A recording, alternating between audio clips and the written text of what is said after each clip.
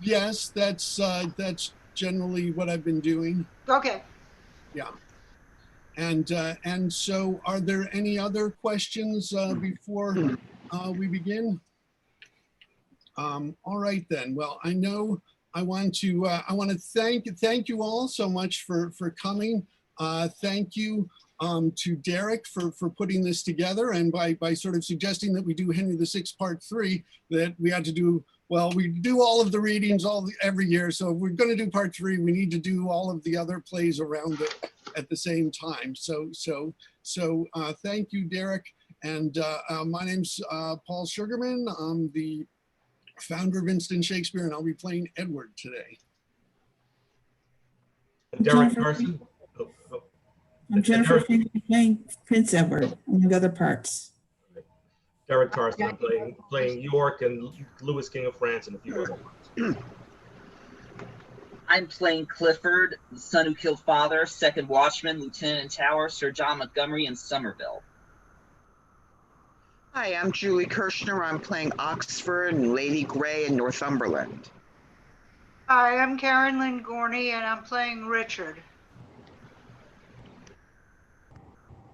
I'm Eleanor Elizabeth Foreman, and I'm playing in order of entrance, Norfolk, John Mortimer, a messenger from Norfolk, Sinclair, the groundskeeper, Somerset, Lord Rivers, and the Mayor of York.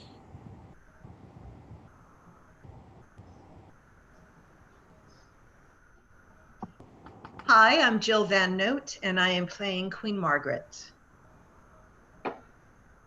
Hi, I'm Jeff Tarson. Oops. Go ahead. Okay. I'm Jeff Tarson. I will be playing Westmoreland, Rutland's tutor, and Clarence. I'm Simone Coonrod, and I will be playing Exeter, Hastings, and some messengers.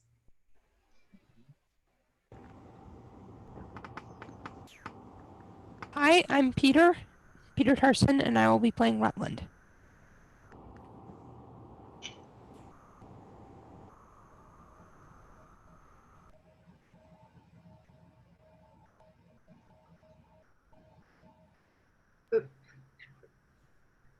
Is that everyone? Hello, I'm Jackie Margolis, and I will be playing King Henry VI.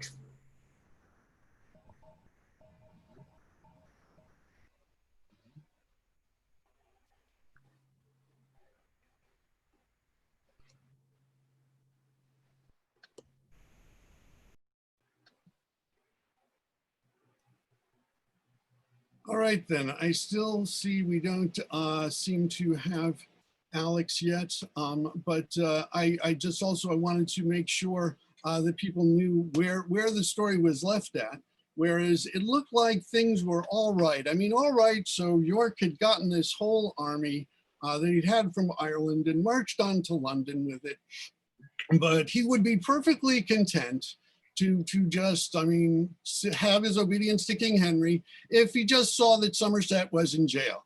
And instead of that, Margaret parades Somerset in front of him, enrages him. And so now we get into the part where the Wars of the Roses really begin to get bloody.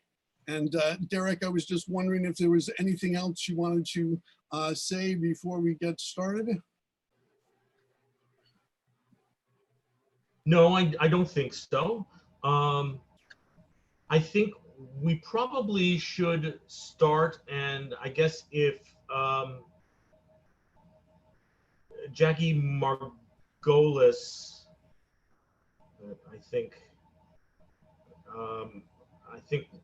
we probably, I think does not have any lines with Warwick in the first scene, and hopefully we'll get in touch with Alex. No, let me see. I'm not sure that's going to work.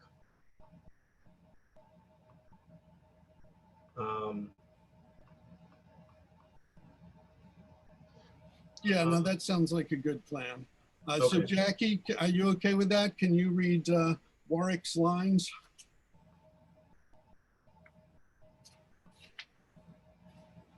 Read Warwick. Why doesn't Paul read Warwick? It's Warwick. Warwick. Why don't you, Paul, read Warwick? Okay, well, I could just read it in until he gets there. I mean, I do have stuff with Okay, the word, but which is that what would- would be better if it was somebody else. But let me just see. Send another invite.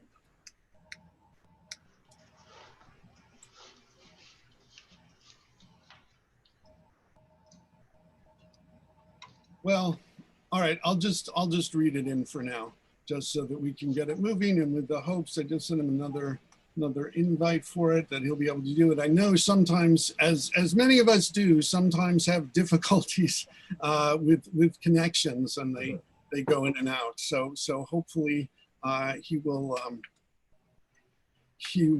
be with us soon.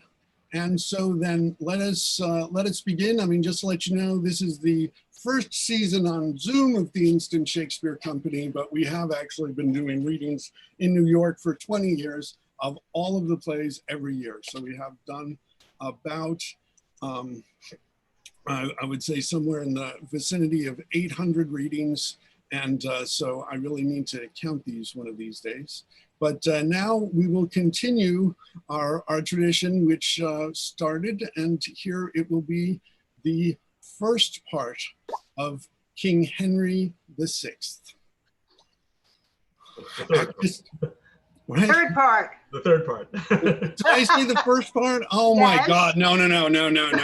We did the first part. We did the first part. We did the second part. Oh, God. The act one, scene one, we're going to have a one in there. There's going to be a one in there. So that's what I blame it on. But yes, no. This is the third part of Henry VI. I think many people would agree, probably the most action-packed and thrilling part of Henry VI. And now we begin with the third part of Henry VI. Actus prima, scena prima. Enter Plantagenet, Edward, Richard, Norfolk, Montague, Warwick, and soldiers. I wonder how the king escaped our hands. While we pursued the horsemen of the north, he slyly stole away and left his men, whereat the great lord of Northumberland, whose warlike ears could never brook retreat, cheered up the drooping army, and himself, Lord Clifford and Lord Stafford, all abreast, charged our main battle's front, and breaking in, were by the swords of common soldiers slain. Lord Stafford's father, Duke of Buckingham, is either slain or wounded dangerous. I cleft his beaver with a downright blow. That this is true, father. Behold his blood. Brother was the Earl of Wiltshire's, who I encountered as the battles joined. Speak thou and tell them what I did. Richard has best deserved of all my sons. But is your grace dead, my lord of Somerset? Such hope have all the line of John of Gaunt. Thus do I hope to shake King Henry's head. And so do I, victorious Prince of York, before I see thee seated in that throne, which now the House of Lancaster usurps. I vow by heaven, these eyes shall never close. This is the palace of the fearful king, and this the regal seat. Possess it, York, for this is thine, and not King Henry's heirs. Assist me then, sweet Warwick, and I will, for hither we have broken in by force. We'll all assist you. He that flies shall die. Thanks, gentle Norfolk. Stay by me, my lords, and soldiers, stay and lodge by me this night. They go up. And when the king comes, offer him no violence, unless he seek to thrust you out perforce. The queen this day here holds her parliament, but little thinks we shall be of her counsel. By words or blows here, let us win our right. Armed as we are, let's stay within this house. A bloody parliament shall this be called, unless Plantagenet, Duke of York, be king, and bashful Henry deposed, whose cowardice hath made us bywords to our enemies.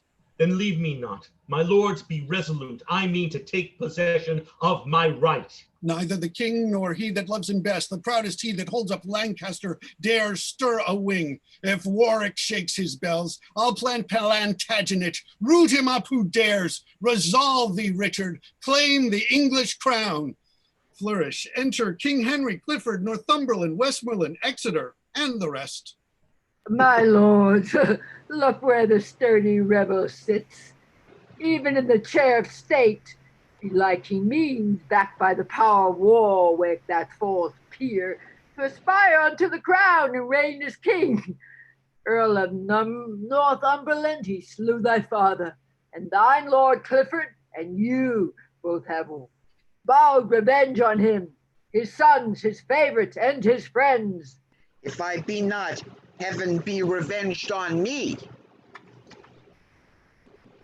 That hope thereof makes Clifford mourn and steel. What, shall we suffer this? Let's pluck him down. My heart for anger burns. I cannot brook it. Oh, be patient, gentle Earl of Westmoreland. Patience is for poltroons such as he. He durst not sit there had your father lived. My gracious lord, here in the Parliament, let us assail the family of York. Well hast thou spoken, cousin, be it so. Ah, know you not, the city favors them, and they have troops of soldiers at their beck. But when the Duke is slain, they'll quickly fly. Far be the thought of this from Henry's heart, to make a shambles of the Parliament House. Cousin of Exeter, frowned words and threats shall be the war that Henry means to use. Thou factious Duke of York, descend my throne, and kneel for grace and mercy at my feet. I am thy sovereign. I am thine. For shame, come down. He made the Duke of York. It was my inheritance as the earldom was.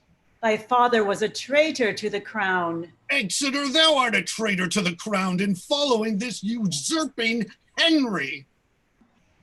Whom should he follow but his natural king? True, Clifford, that's Richard, Duke of York. And shall I stand and thou sit in my throne? It must and shall be so. Content thyself. Be Duke of Lancaster, let him be king.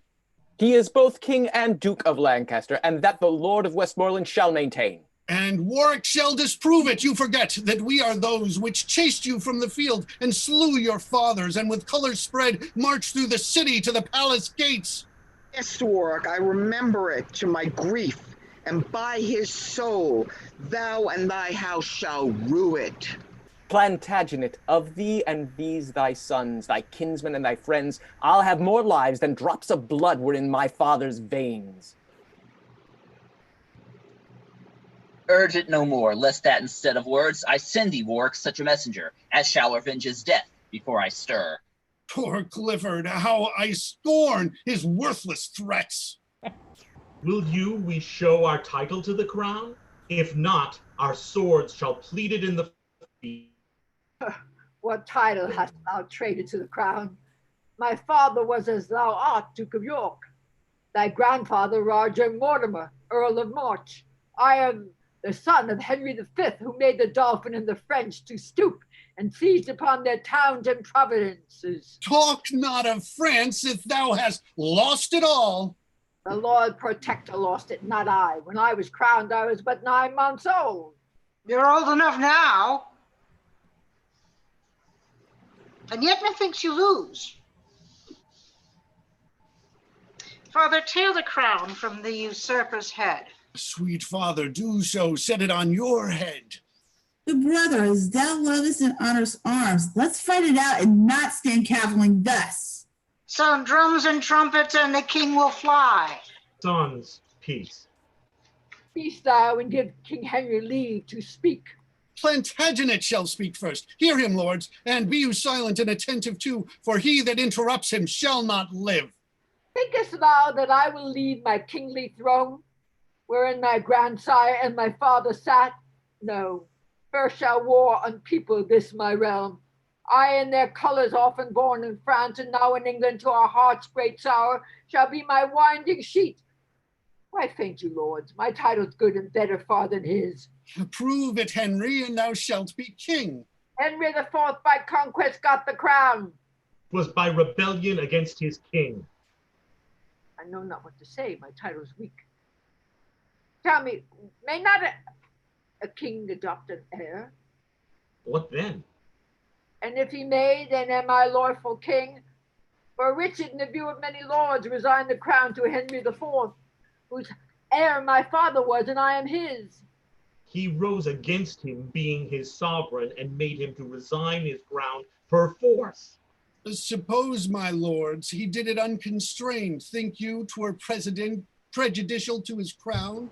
No, for he did not so reign his crown. but that the next heir to succeed and reign. Art thou against us, Duke of Exeter? His is the right, and therefore pardon me. Why whisper you, my lords, and answer not? My conscience tells me he is lawful king. All will vote for me and turn to him. Plantagenet, for all the claim thou layest, think not that Henry shall be so deposed. Deposed he shall be in despite of all. Thou art deceived.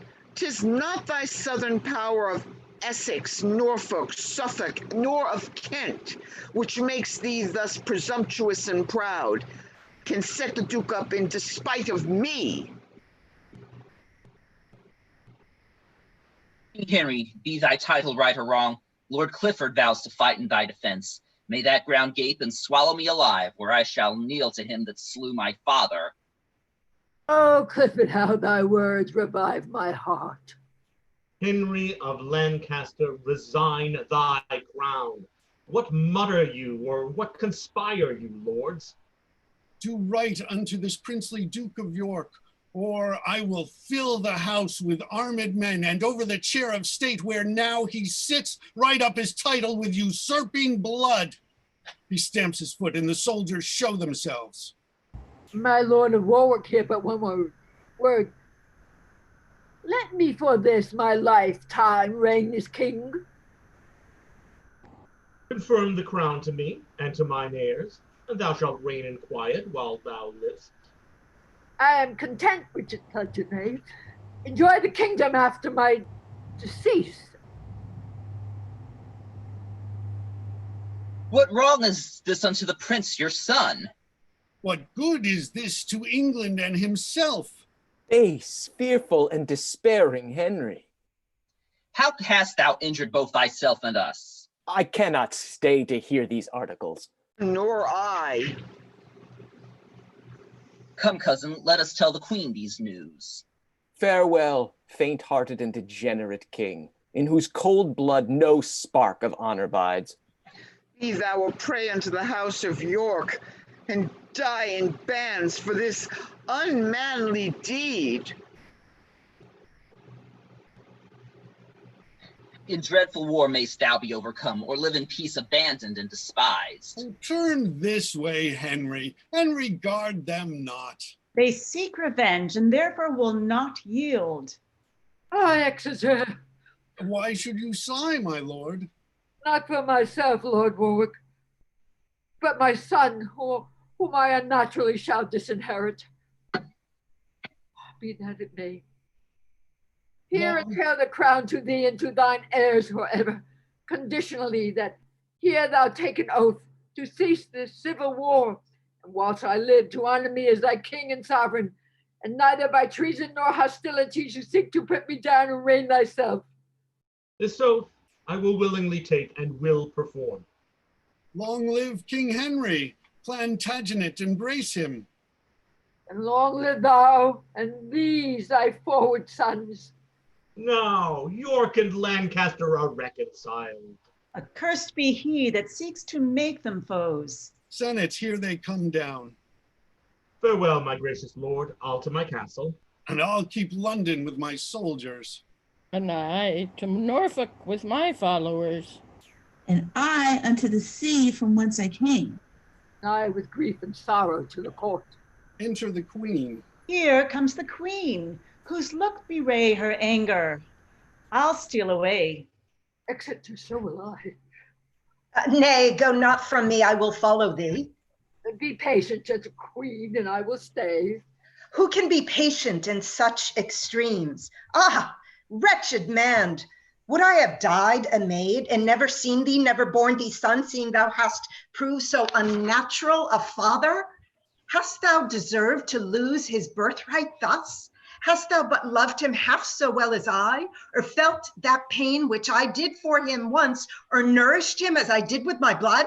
Thou wouldst have left thy dearest heart blood there, rather than have made thy savage duke thine heir, and disinherited thy only son. Father, you cannot disinherit me. If you be king, why should not I succeed? Pardon me, Margaret. Pardon me, sweet son. The Earl of Warwick and the Duke Enforce me. Enforced thee? Art thou king, and wilt be forced? I shame to hear thee speak. Ah, timorous wretch, thou hast undone thyself, thy son, and me, and given unto the house of York such head as thou should reign but by their sufferance, to entail him and his heirs unto the crown. What is it but to make thy sepulchre and creep into it far before thy time? Warwick is chancellor and lord of Calais. Stern Falconbridge commands the narrow seas. The Duke is made protector of the realm, and yet shalt thou be safe? So safe defines the trembling lamb, environed with wolves. Had I been there, which I am a silly woman, the soldiers should have tossed my head on their pikes before I would have granted to that act.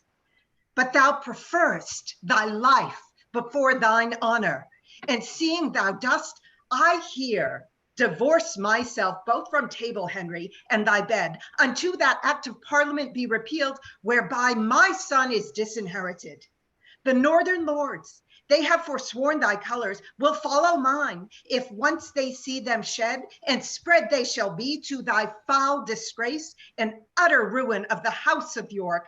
Thus do I leave thee. Come, son, let's away. Our army is ready. Come, we'll after them. Stay, gentle Margaret, and hear me speak. Thou hast spoke too much already. Get thee gone. Oh, gentle son Edward, thou wilt stay me? Aye, to be murdered by his enemies. When I return with victory in the field, I'll see your grace. Till then, Come, son. I'll follow her. Come, son, away. We may not linger thus. Poor queen, how love to me and to her son hath made her break out into terms of rage. Revenge may she be on that hateful duke, whose haughty spirit, winged with desire, will cost my crown, and like an empty eagle, tire on the flesh of me and of my son, tear on the flesh of me and of my son. The loss of these 3 lords torments my heart. I'll write unto them and treat them fair. Come, cousin, you shall be the messenger. And I hope, shall reconcile them all. Exits flourish. Enter Richard, Edward, and Montague. Brother, though I be youngest, give me leave. No, I can better play the orator. But I have reasons strong and forcible. Enter the Duke of York. Why, how now, sons, and brother at a strife? What is your quarrel? How began it first? No quarrel, but a slight contention. About what? About that which concerns your grace and us, the crown of England, father, which is yours. Mine, boy? Not till King Henry be dead. Your right depends not on his life or death. Now you are heir, therefore enjoy it now. By giving the house of Lancaster leave to breathe, it will outrun you, father, in the end. I took an oath that he should quietly reign. But for a kingdom, any oath may be broken. I would break 1,000 oaths to reign 1 year. No, God forbid your grace should be forsworn. I shall be if I claim by open war. I'll prove the contrary if he'll hear me speak. Thou canst not, son. It is impossible. An oath is of no moment, being not took before a true and lawful magistrate, and hath authority over him that swears. Henry had none, but did usurp the place. Then, seeing 'twas he that made you to despise, your oath, my lord, is vain and frivolous. Therefore to arms, father. Do but think how sweet a thing it is to wear a crown within whose circuit is Elysium, and all that poets feign of bliss and joy. Why do we linger thus? I cannot rest until the white rose that I wear be dyed even in the lukewarm blood of Henry's heart. Richard, enough.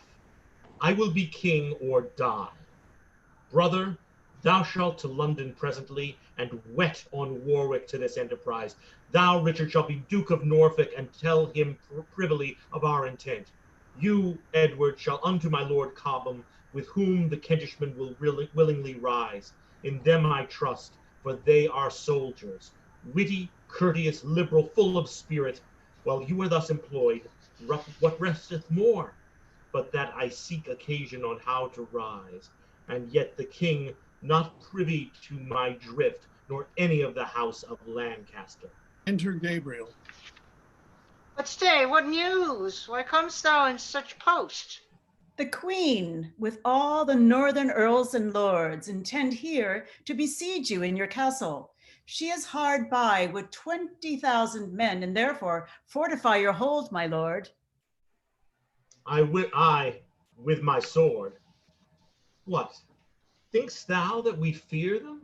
Edward and Richard, shall stay with me. My brother Montague shall post to London. Let noble Warwick, Cobham, and the rest, whom we have left protectors of the king, with powerful policy strengthen themselves. And trust not simple Henry, nor his oaths. Brother, I go. I win them, fear it not, and thus most humbly do I take my leave. Exit Montague, enter Mortimer and his brother. Sir John and Sir Hugh Mortimer, mine uncles, you are come to Sandal in a happy hour. The army of the queen means to besiege us. She shall not need. We'll meet her in the field. What, with 5,000 men? I with 500, father, for a need. A woman's general, what should we fear? A march afar off. I hear their drums. Let's set our men in order and issue forth and bid them battle straight. 5 men to 20, though the odds be great. I doubt it not, uncle, of our victory. Many a battle have I won in France, when as the enemy hath been 10 to 1. Why should I not now have the like success? Alarum, exit. Enter Rutland and his tutor. Ah, whither shall I fly to scape their hands? Ah, tutor, look where bloody Clifford comes. Chaplain away, thy priesthood saves thy life. As for the brat of this accursed duke, whose father slew my father, he shall die. And I, my lord, will bear him company. Away, soldiers, away with him. Ah, Clifford, murder not this innocent child, lest thou be hated both of God and man. Exit. How now? Is he dead already? Or is it fear that makes him close his eyes? I'll open them. So look the pent-up lion o'er the wretch that trembles under his devouring paws, and so he walks insulting o'er his prey, and so he comes to rend his limbs asunder. Ah, gentle Clifford, kill me with thy sword, and not with such a cruel threatening look. Sweet Clifford, hear me speak before I die. I am too mean a subject for thy wrath. Be thou revenged on men, and let me live. In vain thou speakst, poor boy. My father's blood hath stopped the passage where thy words should enter. Then let my father's blood open it again. He is a man, and Clifford cope with him. Had I thy brethren here, their lives and thine were not revenge sufficient for me. No, if I digged up thy forefathers' graves and hung their rotten coffins up in chains, it could not slake mine ire nor ease my heart. The sight of any of the house of York is as a fury to torment my soul, until I root out their accursed line, and leave not one alone. I live in hell. Therefore... Oh, let me pray. Before I take my death, to thee I pray. Sweet Clifford, pity me. Such pity as my rapier's point affords. I never did thee harm. Why wilt thou slay me? Thy father hath. But 'twas ere I was born. Thou hast one son, for his sake pity me, lest in revenge thereof, sith God is just, he be as miserably slain as I. Ah, let me live in prison all my days, and when I give occasion of offence, then let me die, for now thou hast no cause.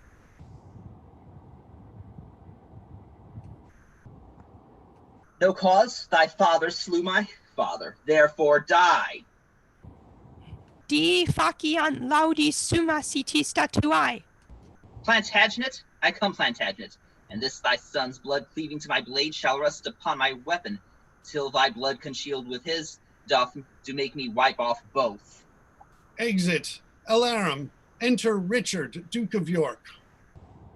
The army of the queen hath got the field.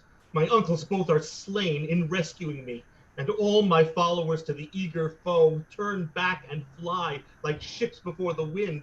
or lambs pursued by hunger-starved wolves. My sons, God knows what hath bechanced them, but this I know, they have demeaned themselves like men born to renown by life or death. 3 times did Richard make a lane to me, and thrice cried, "Courage, father, fight it out." And full as oft came Edward to my side, with purple falchion painted to the hilt, in blood of those that had encountered him. And when the hardest warriors did retire, Richard cried, "Charge, and give no foot of ground," and cried, "A crown, or else a glorious tomb, a scepter, or an earthly sepulchre." With this we charged again, but out, alas, we bodged again, as I have seen a swan with bootless labor swim against the tide, and spend her strength with overmatching waves. Ah, hark, the fatal followers do pursue, and I am faint, I cannot fly their fury. And were I strong, I would not shun their fury. The sands are numbered that make up my life. Here must I stay, and here my life must end. Come, bloody Clifford, rough Northumberland, I dare your quenchless fury to more rage. I am your butt, and I abide your shot. Yield to our mercy, proud Plantagenet.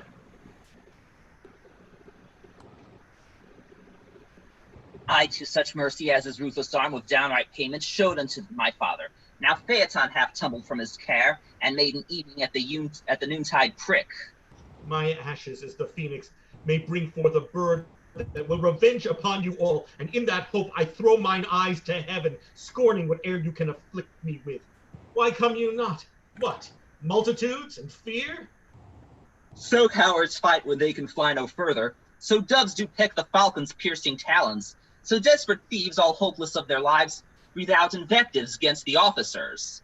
Oh, Clifford, but bethink thee once again, and in thy thought o'errun my former time. And if thou can't, for blushing, view this face, and bite thy tongue that slanders him with cowardice, whose frown hath made thee faint and fly ere this. I will not bandy with thee word for word, but buckler with thee blows twice 2 for 1. Hold, valiant Clifford, for 1,000 causes I would prolong a while the traitor's life. Wrath makes him death. Speak thou, Northumberland. Old Clifford, do not honor him so much, to prick thy finger, though to wound his heart. What value were it, what valor were it, when a cur doth grin, for one to thrust his hand between his teeth when he might spurn him with his foot away? It is a war's prize to take all vantages, and 10 to 1 is no impeach of valor. Aye, so strives the woodcock with the gin. So doth the coney cry, struggle in the net. So triumph thieves upon their conquered booty. So true men yield with robbers so o'ermatched. What would your grace have done unto him now? Brave warriors, Clifford and Northumberland, come, make him stand upon this molehill here, that wrought as mountains with outstretched arms, yet parted by the shadow with his head. What? Was it you that would be England's king? Was it you that reveled in our parliament and made a preachment of your high descent? Where are your mess of sons to back you now? The wanton Edward, the lusty George. And where's that valiant, crook-backed prodigy, Dicky, your boy, that with his grumbling voice was wont to cheer his dad in mutinies?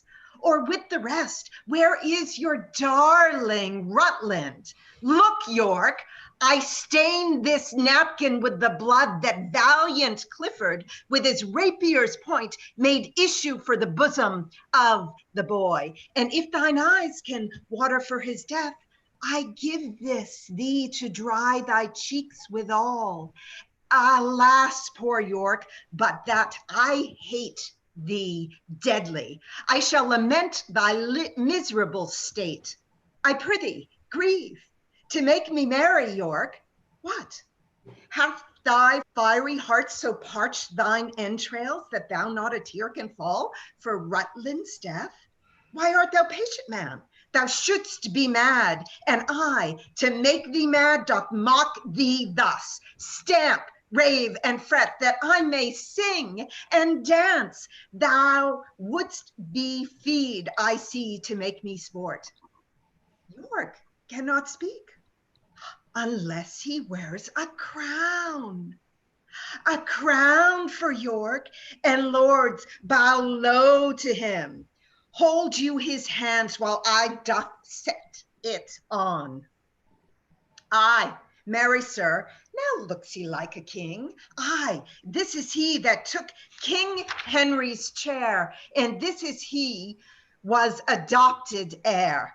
But how is it that great Plantagenet is crowned so soon and broke his solemn oath? As I bethink me, you should not be king till our Henry has shook hands with death.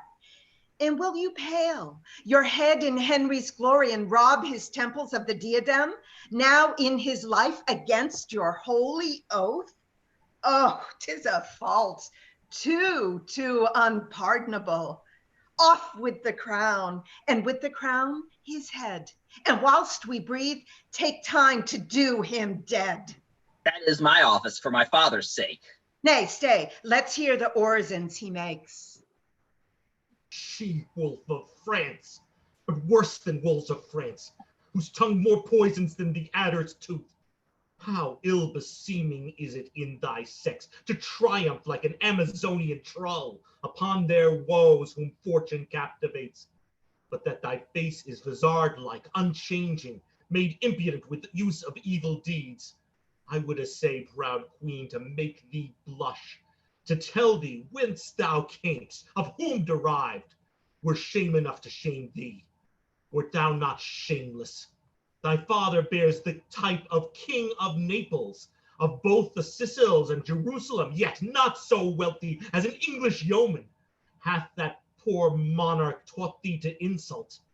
It needs not, nor it boots thee not, proud queen, unless the adage must be verified, that beggars mounted run their horse to death. 'Tis beauty that doth oft make women proud, but God, he knows thy share thereof is small. 'Tis virtue that doth make them most admired, the contrary doth make thee wondered at. 'Tis government that makes them seem divine, the want thereof makes thee abominable. Thou art as opposite to every good as the Antipodes are unto us, or as the South to the Septentrion. Oh, tiger's heart, wrapped in a woman's hide!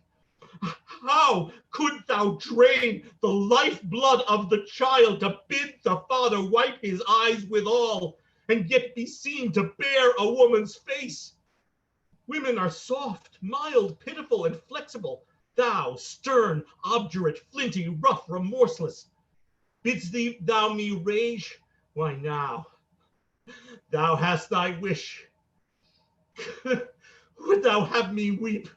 Why now thou hast thou will. The raging wind blows up incessant showers, and when the rain allays, the rain begins.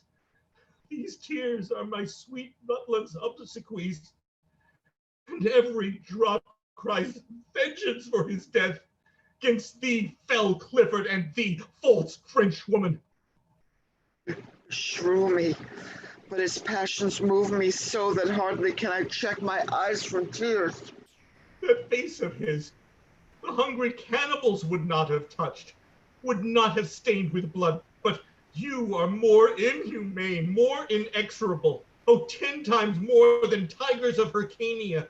See, ruthless queen, a hapless father's tears. This cloth thou dipped in blood of my sweet boy, and I with tears do wash the blood away. Keep thou the napkin and boast of this, and if thou shalt tell us this heavy story right, upon my soul the hearers will shed tears. Ye, even my foes will shed fast-falling tears, and say, alas, it was a piteous deed. There, take the crown, and with the crown my curse. And in thy need such comfort come to thee as now I reap at thy too cruel hand. Hard-hearted Clifford, take me from the world, my soul to heaven, by blood upon your heads. Had he been slaughterman to all my kin, I should not for my life but weep with him to see how inly sorrow gripes his soul. What? Weeping gripe, my lord Northumberland? Think but upon the wrong he did us all, and that will quickly dry thy melting tears.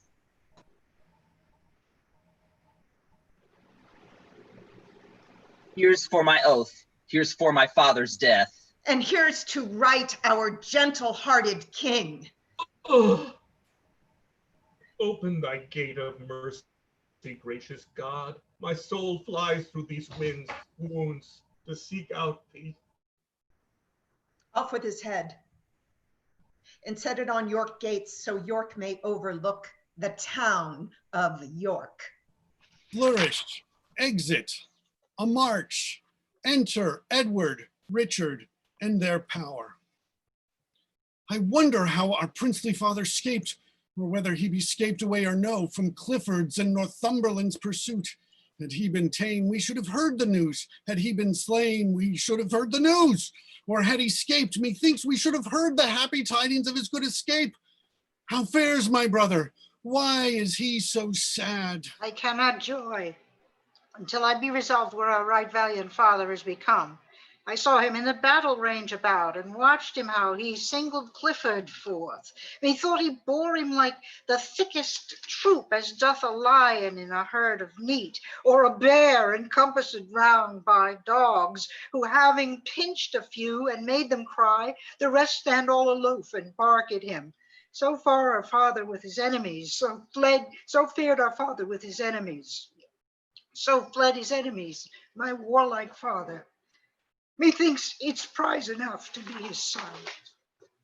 And see how the morning opes her golden gates, and takes her farewell of the glorious sun. How well resembles it the prime of youth, trimmed like a yonker, prancing to his love.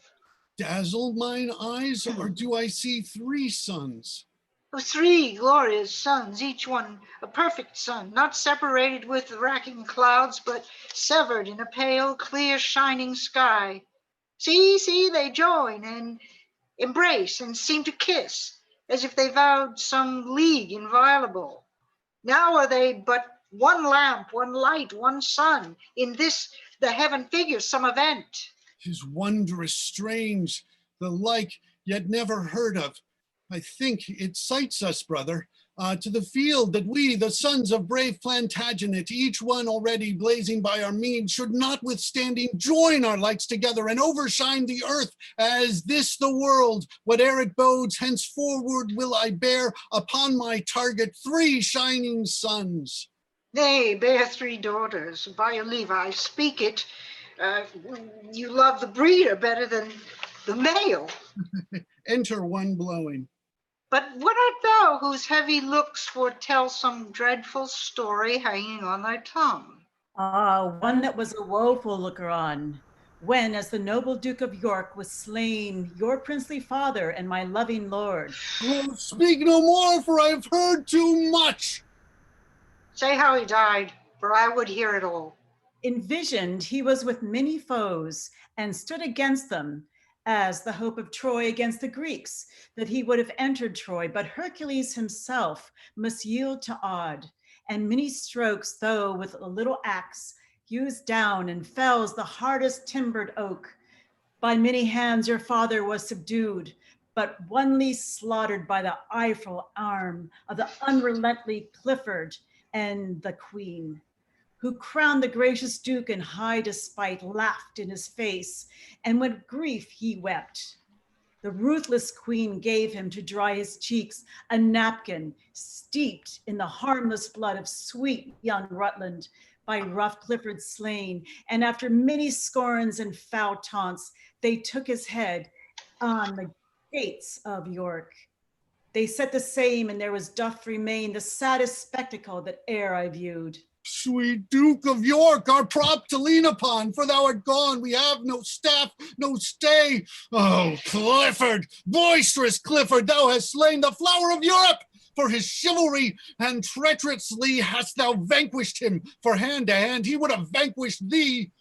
Now my soul's palace is become a prison. Ah, would she break from hence, and this my body might in the ground be closed up in rest. For never henceforth shall I joy again. Never, oh never shall I see more joy. I cannot weep, for all my body's moisture scarce serves to quench my furnace burning heart, nor can my tongue unload my heart's great burden.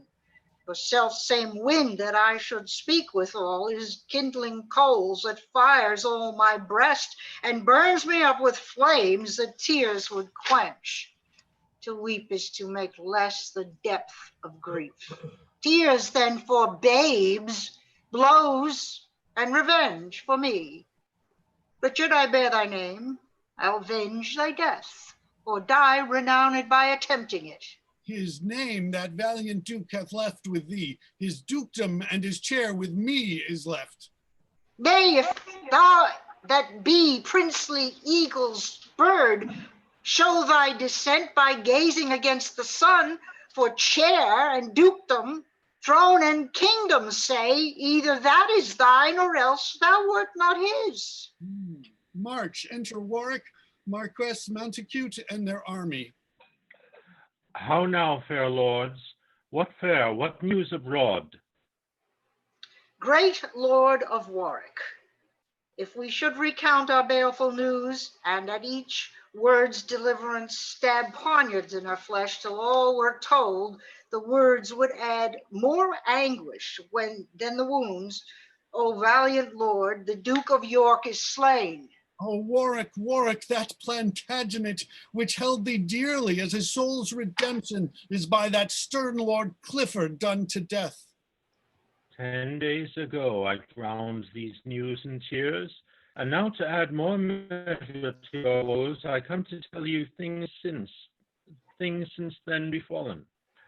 After the bloody fray at Wakefield Fort, where your brave father breathed his latest gasp, tidings as swiftly as the posts could run were brought me of your loss and his depart.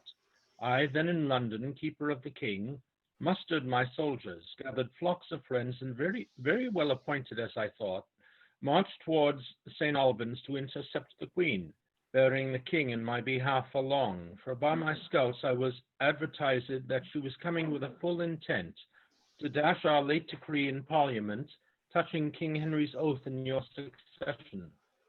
Short tale to make, we at St. Albans met, our battles joined, and both sides fiercely fought.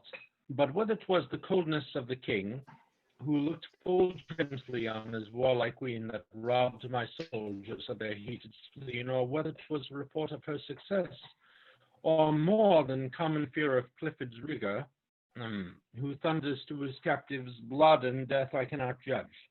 But to conclude with truth, their weapons like to lightning came and went. Our soldiers, like the night owl's lazy flight, or like a lazy thrasher with a flail, fell gently down as if they struck their friends. I cheered them up with justice of our cause, with promise of high pay and great rewards, but all in vain.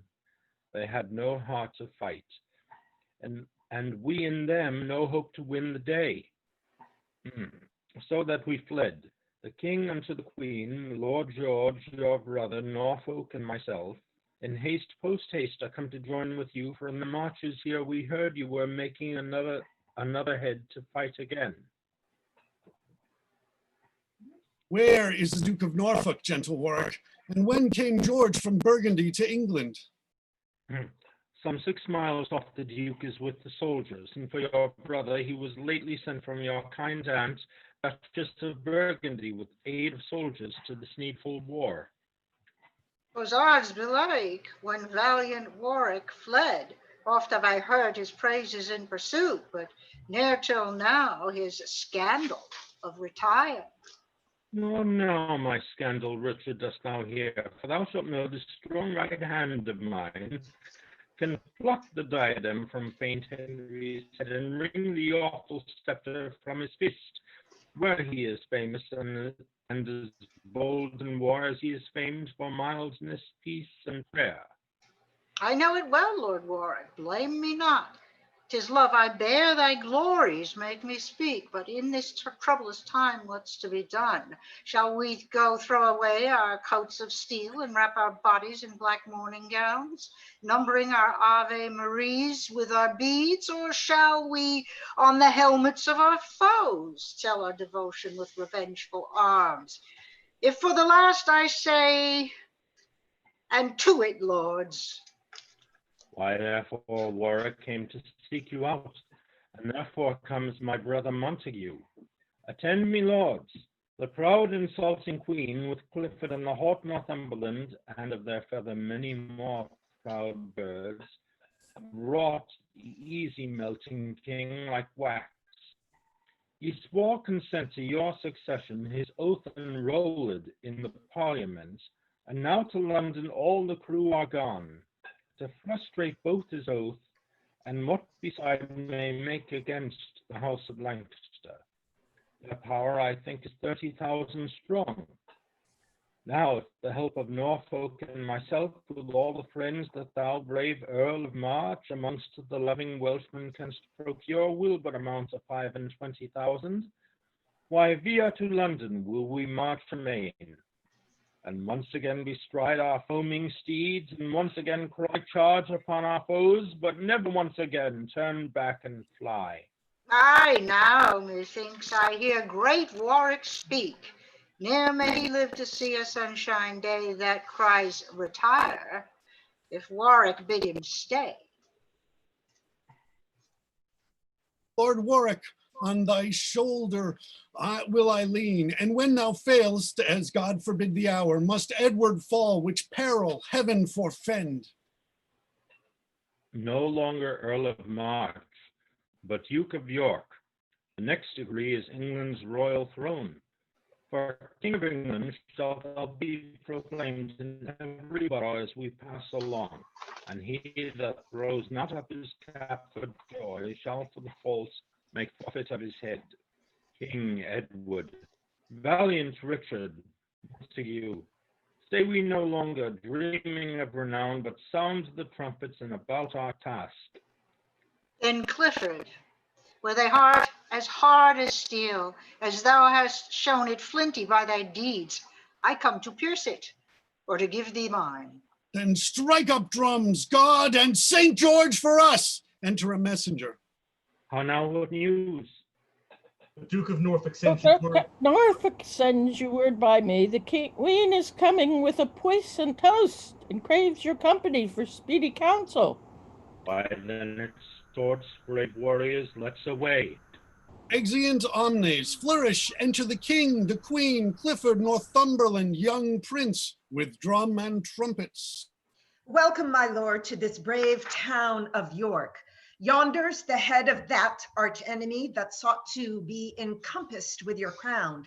Doth not the object cheer your heart, my lord? As the rocks cheer them that fear their wrack, to see this sight it irks my very soul.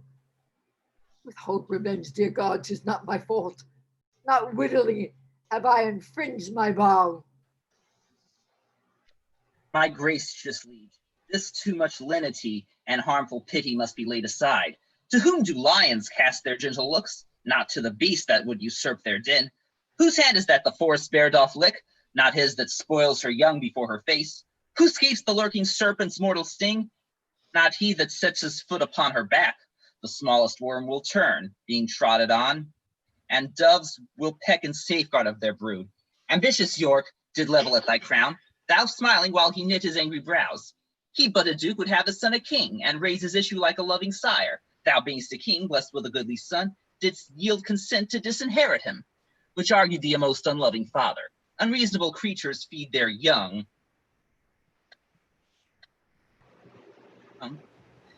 And though man's face be tearful to their eyes, yet in protection of their tender ones, who not have seen them even with those wings, which sometimes they have us use with fearful flight, make war with him that climbed unto their nest, offering their own lives in their young's defense. For shame, my liege, make them your president. Were it not pity that this goodly boy should lose his birthright by his father's fault, and long hereafter say unto his child, what my great-grandfather and grandsire got, my careless father fondly gave away. Ah, what a shame were this! Look on the boy, and let his manly face, which promise of successful feel thy melting heart, to hold thine own, and leave thine own with him. Oh, well hath Clifford played the orator, inferring arguments of mighty force. But Clifford, tell me, didst thou never hear that things ill got had ever had success? And happy always was it for that son, whose father for his hoarding went to hell. I'll leave my son my virtuous deeds behind. Would my father had left me no more, for all the rest is held at such a rate as brings 1,000-fold more care to keep than in possession any jot of pleasure. Ah, cousin York, would thy best friends did know how it doth grieve me that thy head is here. My lord, cheer up your spirits. Our foes are nigh, and this soft courage makes your followers faint. You promised knighthood to our forward son. Unsheath your sword and dub him presently. Edward, kneel down. Edward, Plantagenet, arise at night and learn this lesson. Draw thy sword in right. My gracious father, by your kingly leave, I'll draw it as a parent to the crown, and in that quarrel, use it to the death. Why, that has spoken like a toward prince. Enter a messenger. Royal commanders, be in readiness, for with a band of 30,000 men comes Warwick, backing of the Duke of York, and in the towns as they do march along, proclaims him king, and many fly to him. Darraign your battle, for they are at hand. I would your highness would depart the field. The queen hath best success when you are absent. Aye, good my lord, and leave us to our fortune. Why, that's my fortune too. Therefore I'll stay. Be it with resolution, then to fight. My royal father, cheer these noble lords, and hearten those that fight in your defense. Unsheath your sword, good father. Cry, St. George! March, enter Edward, Warwick, Richard, Clarence, Norfolk, Montague, and soldiers. Now, perjured Henry, wilt thou kneel for grace and set the diadem upon my head, or bid the mortal fortune of the field? Go rate thy minions, proud, insulting boy. Becomes it thee to be thus bold in terms before thy sovereign and thy lawful king? I am his king, and he should bow his knee. I was adopted heir by his consent. Since when his oath is broke? For as I hear, you that are king, though he do wear the crown, have caused him by new act of parliament to blot out me, and put his own son in. And reason too, who should succeed the father but the son? Are you there, butcher? Oh, I cannot speak. I, Crookback, here I stand to answer thee, or any he, the proudest of thy sort. 'Twas you that killed young Rutland, was it not? I and old York, and yet not satisfied. God's sake, lords, give signal to the fight. What sayst thou, Henry? Wilt thou yield the crown? Why, how now, longed-tongue Warwick, dare you speak? When you and I met at St. Albans last, your legs did better serve than your hands. Then 'twas my turn to fly, and now 'tis thine. You said so much before, and yet you fled. 'Twas not your valor, Clifford, drove me thence. No, nor your manhood that durst make you stay. Assemble and I hold thee reverently. Break off the parley, for scarce I can refrain the execution of my big swollen heart upon that Clifford, that cruel child killer. And Clifford. why, you said so much before. I slew thy father. Callst thou him a child? Like a dastard and a treacherous coward, as thou didst kill our tender brother Rutland. But ere sunset, I'll make thee curse the deed. Have done with words, my lords, and hear me speak. Defy them then, or else hold close thy lips. I prithee give no limits to my tongue. I am a king and privileged to speak. My liege, the wound that bred this meeting here cannot be cured by words. therefore be still. Then, executioner, unsheath thy sword. By him that made us all, I am resolved that Clifford's manhood lies upon his tongue. Say, Henry, shall I have my right or no? 1,000 men have broke their fast today that ne'er shall dine unless thou yield the crown. If thou deny their blood upon thy head, for York in justice puts his armor on.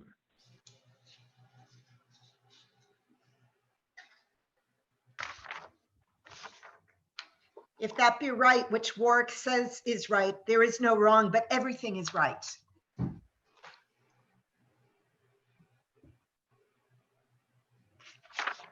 Warwick, top of 46. Oh, whoever got thee, there thy mother stands, for well I wot thou hast thy mother's tongue. But thou art neither like thy sire nor dame, but like a foul, misshapen stigmatic marked by the destinies to be avoided, as venom toads or lizard dreadful stings. Iron of Naples, hid with English guilt, whose father bears the title of a king, as if a channel could be called the sea, shamest thou not, knowing whence thou art extraught, to let thy tongue detect thy base-born heart? A wisp of straw were worth 1,000 crowns to make this shameless callet know herself. Helen of Greece was fairer far than thou, although thy husband may be Menelaus, and ne'er was Agamemnon's brother wronged by that false woman as this king by thee. His father reveled in the heart of France and tamed the king and made the dolphin stoop. And had he matched according to his state, he might have kept that glory to this day. But when he took a beggar to his bed and graced thy poor sire with his bridal day, even then that sunshine brewed a shower for him that washed his father's fortune forth of France and heaped addition on his crown at home.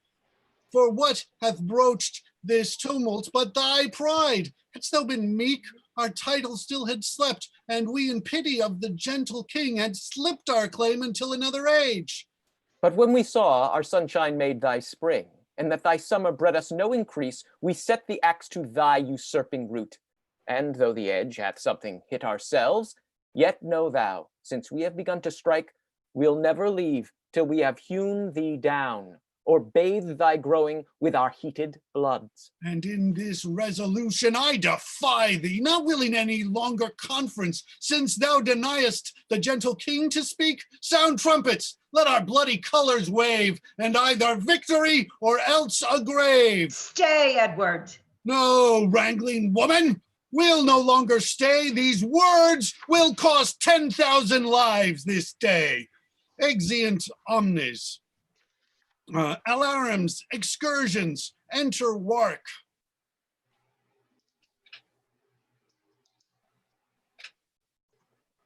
Yes, I'm here. Forspent with toil, as runners with a race, I lay me down a little while to breathe, for strokes received and many blows repaid have robbed my strong knit sinews of their strength, and spite of spite needs must I rest a while. Enter Edward running. Smile, gentle heaven, or strike on gentle death, for this world frowns and Edward's sun is clouded.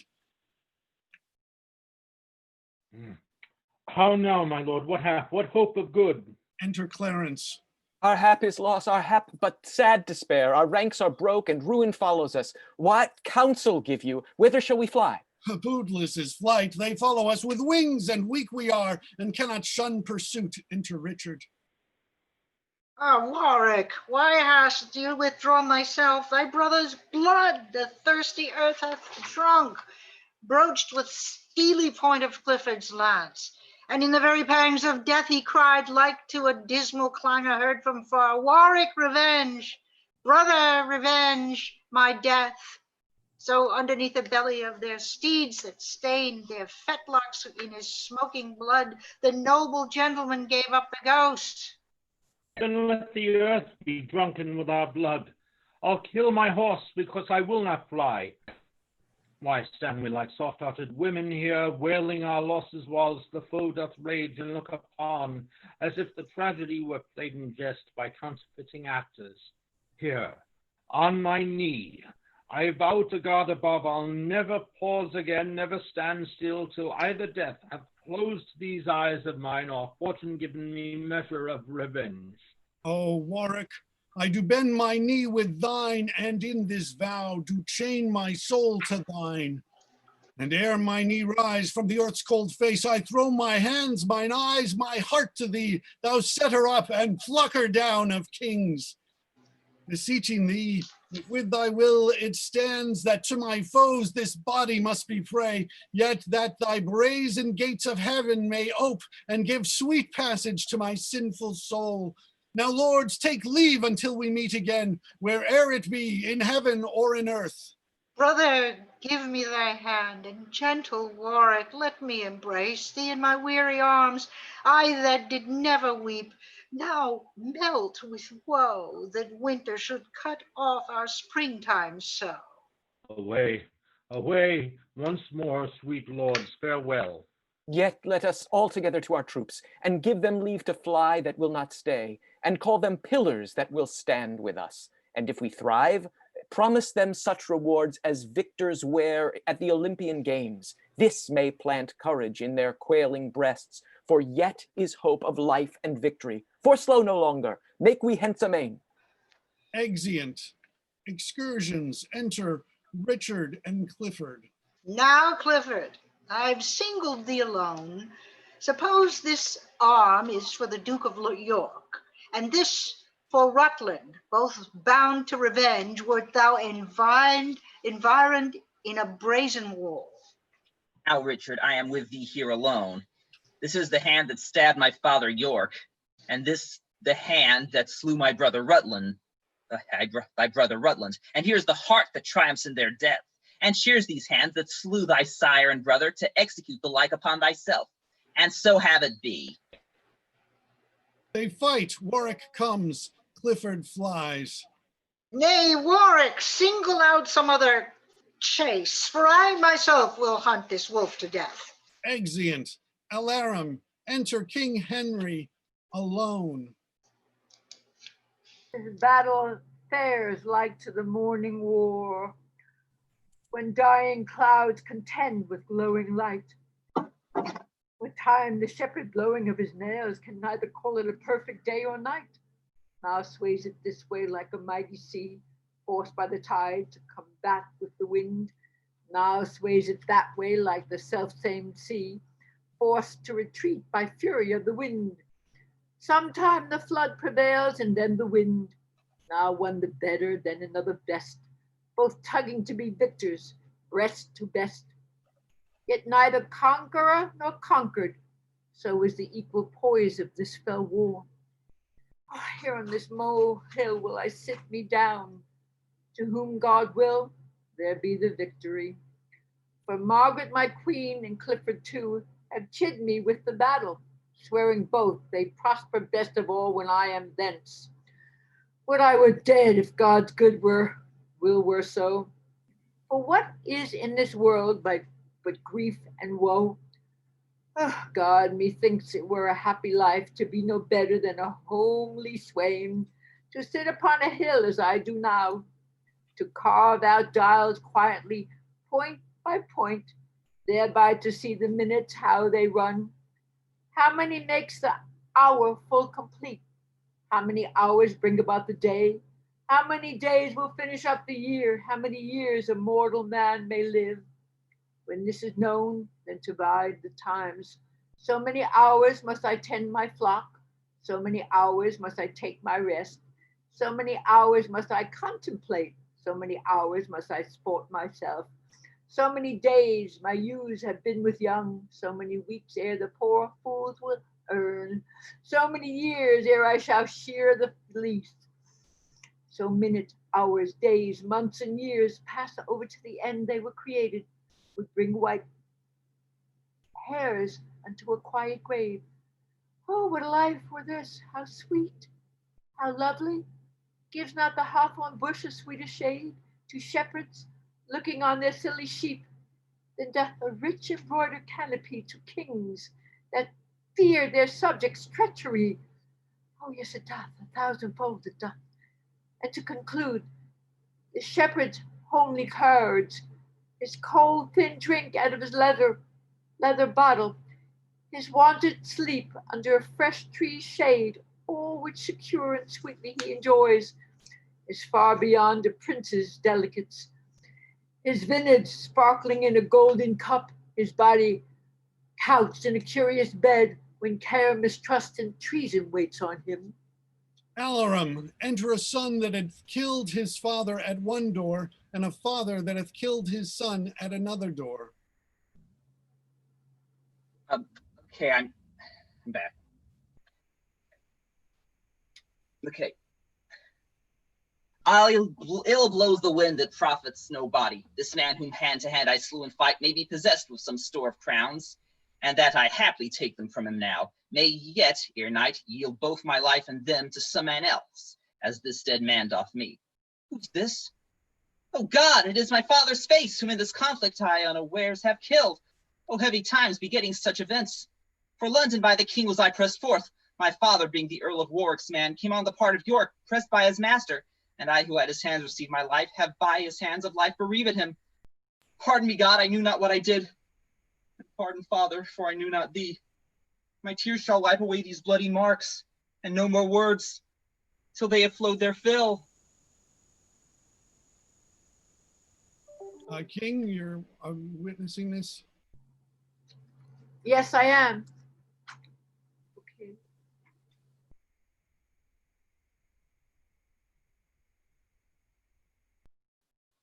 Oh, piteous spectacle! Oh, bloody times, while lions war and battle for their dens, poor harmless lambs abide their enmity. Weep, wretched man, I'll eye thee tear for tear, and let our hearts and eyes like civil war be blind with tears and break or change with grief. Enter father, bearing of his son. Thou that so stoutly hath resisted me, give me thy gold, if thou hast any gold, for I have bought it with 100 blows. But let me see, is this our foeman's face? Oh, no, no, it is mine only son. Ah, boy, if any life be left in thee, throw up thine eyes. See what showers arise, blown with windy tempest of my heart. Upon thy wounds that kills mine eye and heart. Oh, pity God this miserable age. What stratagems, how fell, how butcherly, erroneous, mutinous, and unnatural this deadly quarrel daily doth beget. Oh, boy, thy father gave thee life too soon, and hath bereft thee of thy life too late. Oh, woe above woe, grief, more the common grief. Oh, that my death would stay these rueful deeds. Oh, pity, pity, gentle heaven, pity. The red rose and the white are on his face, the fatal covers of our striving houses. The one his purple blood right well resembles, the other his pale cheeks methinks presenteth. Wither one rose and let the other flourish. If you contend, 1,000 lives must wither. How will my mother for a father's death take on with me and ne'er be satisfied? How will my wife for slaughter of my son shed seas of tears and ne'er be satisfied? How will the country for these woeful chances misthink the king and not be satisfied? How was ever son so rude a father's death? Was ever father so bemoaned his son? Was ever king so grieved for a subject's woe? Much is your sorrow, mine 10 times so much. I'll bear thee hence where I may weep my fill. These arms of mine shall be thy winding sheet. My heart's sweet boy shall be thy sepulchre. Far from my heart thine image shall go. My sighing breast shall be thy funeral bell. And so obsequious will thy father be, men for the loss of thee, having no more, as Priam was for all his valiant sons. I'll bear thee hence, and let them fight that will, for I have murdered where I should not kill. Oh, sad-hearted men, much overgone with care. Here sits a king more woeful than you are. Alarums, excursions, enter the queen, the prince, and Exeter. Fly, father, fly! For all your friends are fled, and Warwick rages like a chaffed bull. Away, for death does hold us in pursuit. Mount you, my lord, toward Berwick post amain, Edward and Richard like a brace of greyhounds, having the fearful flying hare in sight, with fiery eyes sparkling for very wrath, and bloody steel grasp in their ireful hands, are at our backs, and therefore hence amain. Away, for vengeance comes along with them. Nay, stay not to expostulate and make speed, or else they come after, I'll away before. Nay, take me with thee, good sweet Exeter. Not that I fear to stay, but love to go whither the queen intends, forward away. Exeunt. A loud alarum. Enter Clifford, wounded. Here burns my candle out. Aye, here it dies, which whiles it lasted, gave King Henry light. O Lancaster, I fear thy overthrow more than my body's parting with my soul. My love and fear glued many friends to thee, and now I fall. Thy tough commixtures melts, impairing Henry, strengthening this proud York. And whether fly the gnats but to the sun, and who shines now but Henry's enemies? O Phoebus, had thou never given consent that Phaeton should check thy fiery steeds, thy burning car had never scorched the earth. And Henry, hadst thou swayed as king should do, or as thy father and his father did, giving no ground unto the house of York, they never had been sprung like summer flies. I and 10,000 in this luckless realm had left no mourning widows for our death, and thou this day hadst kept thy chair in peace. For what doth cherish weeds but gentle air? And what makes robbers bold but too much lenity? Bootless are plaints, and cureless are my wounds. No way to fly, no strength to hold out flight. The foe is merciless, and will not pity, for at their hands I have deserved no pity. The air hath gotten to my deadly wounds, and much effuse of blood doth make me faint. Come York and Richard, Warwick and the rest. I stab your father's bosoms, split my breast. Alarum and retreat. Enter Edward, Warwick, Richard, and soldiers, Montague and Clarence. Now breathe we, lords. Good fortune bids us pause, and smooth the frowns of war with peaceful looks. Some troops pursue the bloody-minded Queen that led calm Henry, though he were a king, as doth a sail filled with a fretting gust command an argosy to stem the waves. But think you, lords, that Clifford fled with them? No, 'tis impossible he should escape. For though before his face I speak the words, your brother Richard marked him for the grave, and wheresoe'er he is, he's surely dead. Clifford groans. Whose soul is that which takes here heavy leave? The deadly groan, like life and death's departing. See who it is. And now the battle's ended. If friend or foe, let him be gently used. Revoke that doom of mercy, for 'tis Clifford, who, not contented that he lopped the branch in hewing Rutland, when his leaves put forth, but set his murdering knife unto the root, from whence that tender spray did sweetly spring. I mean our princely father, Duke of York. From off the gates of York, fetch down the head, your father's head, which Clifford placed there, instead whereof let this supply the room. Measure for measure must be answered. Bring forth that fatal screech owl to our house, that nothing sung but death to us and ours. Now death shall stop his dismal threatening sound, and his ill-boding tongue no more shall speak. I think his understanding is bereft. Speak, Clifford. Dost thou know who speaks to thee? Dark, cloudy death o'ershades his beams of life, and he nor sees nor hears us what we say. Oh, would he did, and so perhaps he doth. 'Tis but his policy to counterfeit, because he would avoid such bitter taunts, which in the time of death he gave our father. If so thou thinkst, vex him with eager words. Clifford, Ask mercy and obtain no grace. Clifford, repent in bootless penitence. Clifford, devise excuses for thy faults. While we devise fell tortures for thy faults. Thou didst love York, and I am son to York. Thou pitiest Rutland, I will pity thee. Where's Captain Margaret to fence you now? They mock thee, Clifford, swear as thou wast wont. What, not an oath? Nay, then the world goes hard when Clifford cannot spare his friends an oath. I know by that he's dead, and by my soul, if this right hand would buy 2 hours' life, that I, in despite of all, might rail at him, this hand would chop it off, and with the reissuing blood stifle the villain whose unsnatched thirst York and the young Rutland could not satisfy. Aye, but he's dead. Off with the traitor's head, and rear it in the place your father stands. And now to London with triumphant march, there to be crowned England's royal king. From whence shall Warwick cut the seat of France, and ask the Lady Bona for thy queen? So shalt thou sinew both these lands together, and having France thy friend, thou shalt not dread the scattered foe that hopes to rise again. For though they cannot greatly sting to hurt, yet look to have them buzz to offend thine ears. First will I see the coronation, and then to Brittany I'll cross the sea to effect this marriage, so it please my lord.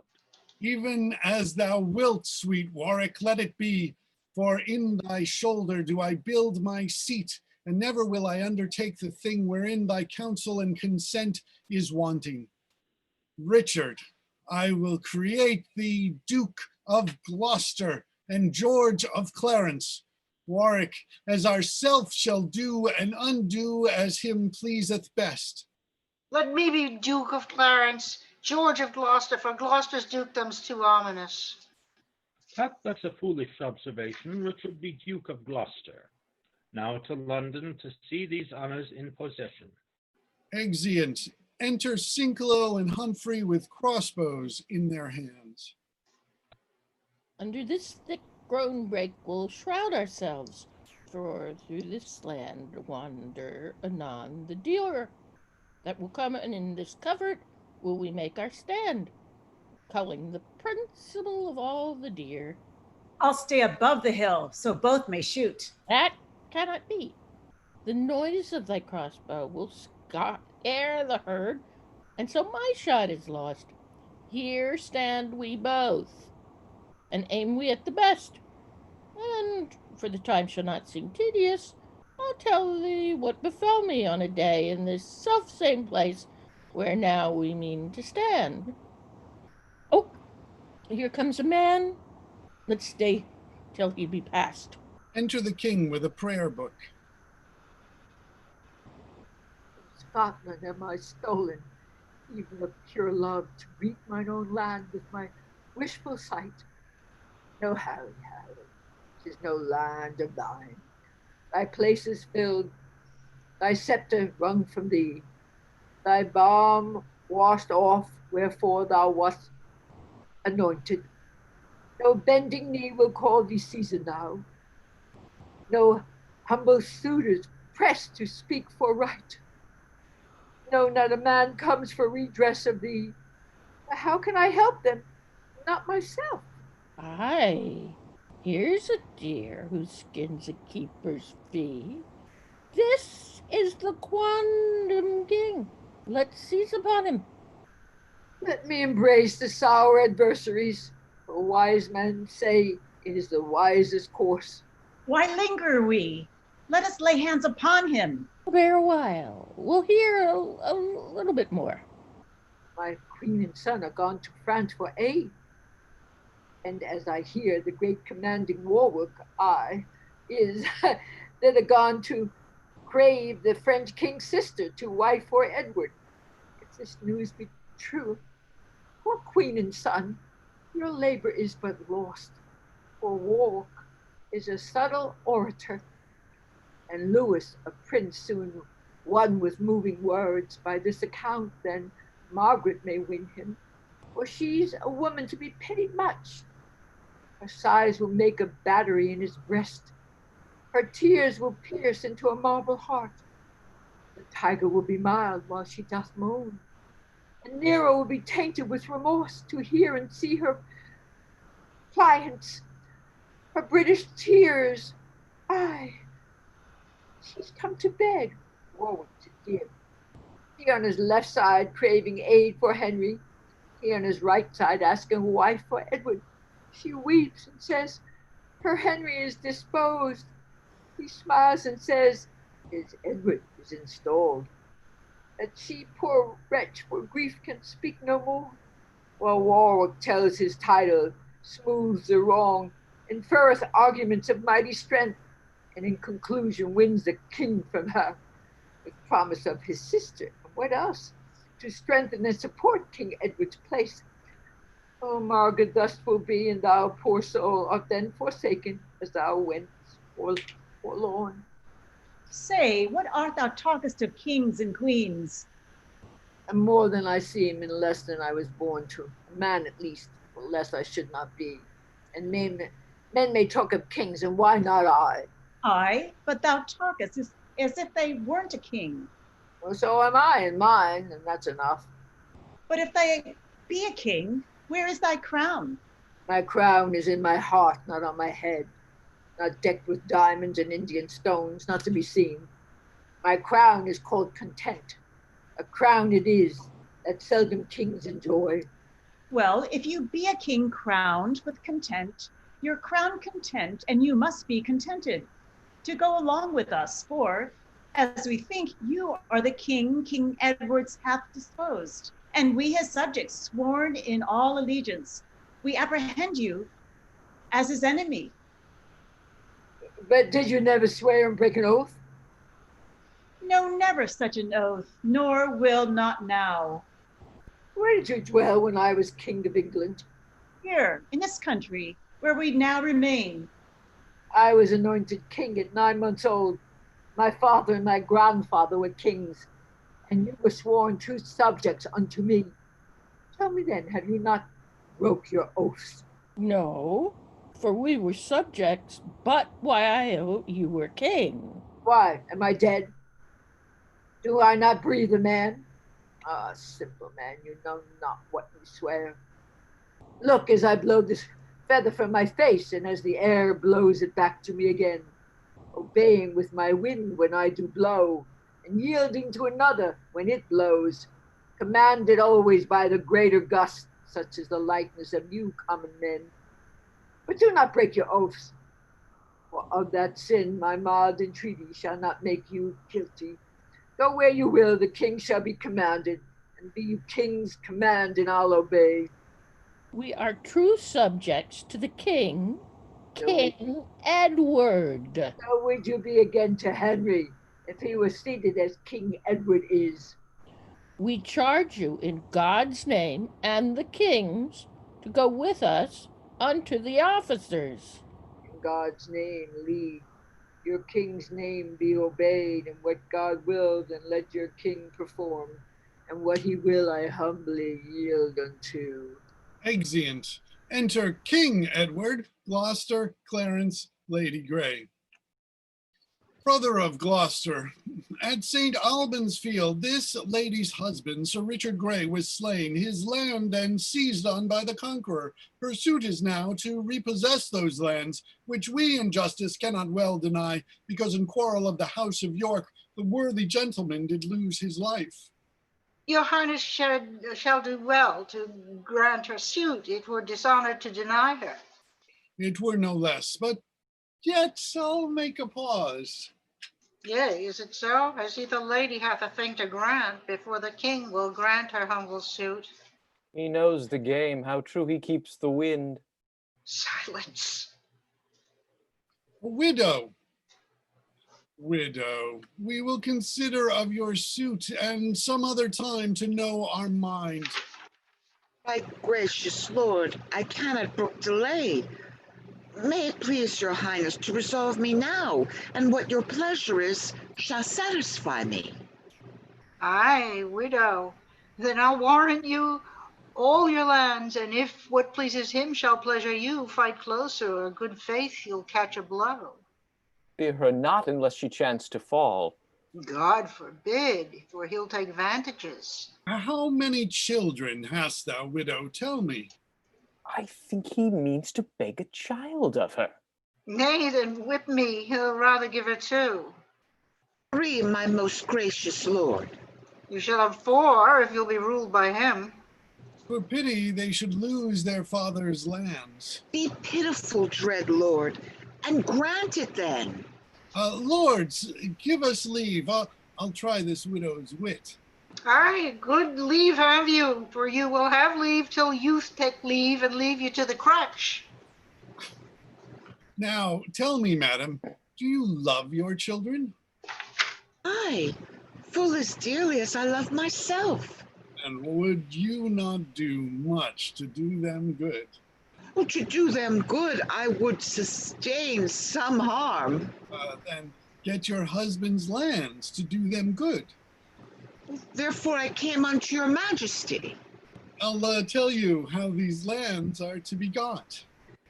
So shall you bind me to your highness's service? What service wilt thou do me if I give them? What you command, that rests in me to do. But you will take exceptions to my boon. No, gracious lord, except I cannot do it. Aye, but thou canst do what I mean to ask. Why, then I will do what your grace commands. He plies her hard, and much rain wears down the marble. As red as fire, nay, then her wax must melt. Why stops, my lord? Shall I hear my task? An easy task. 'Tis but to love a king.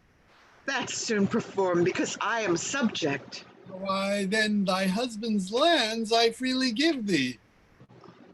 I take my leave with many thousand thanks. The match is made. She seals it with a curtsy. But stay thee. 'Tis the fruits of love I mean. Fruits of love, I mean, my loving liege. Aye, but I fear me in another sense. What love thinkst thou I sue so much to get? I love till death, my humble thanks, my prayers, that love which virtue begs and virtue grants. No, by my troth, I did not mean such love. Well, then you mean not as I thought you did. But now you partly may perceive my mind.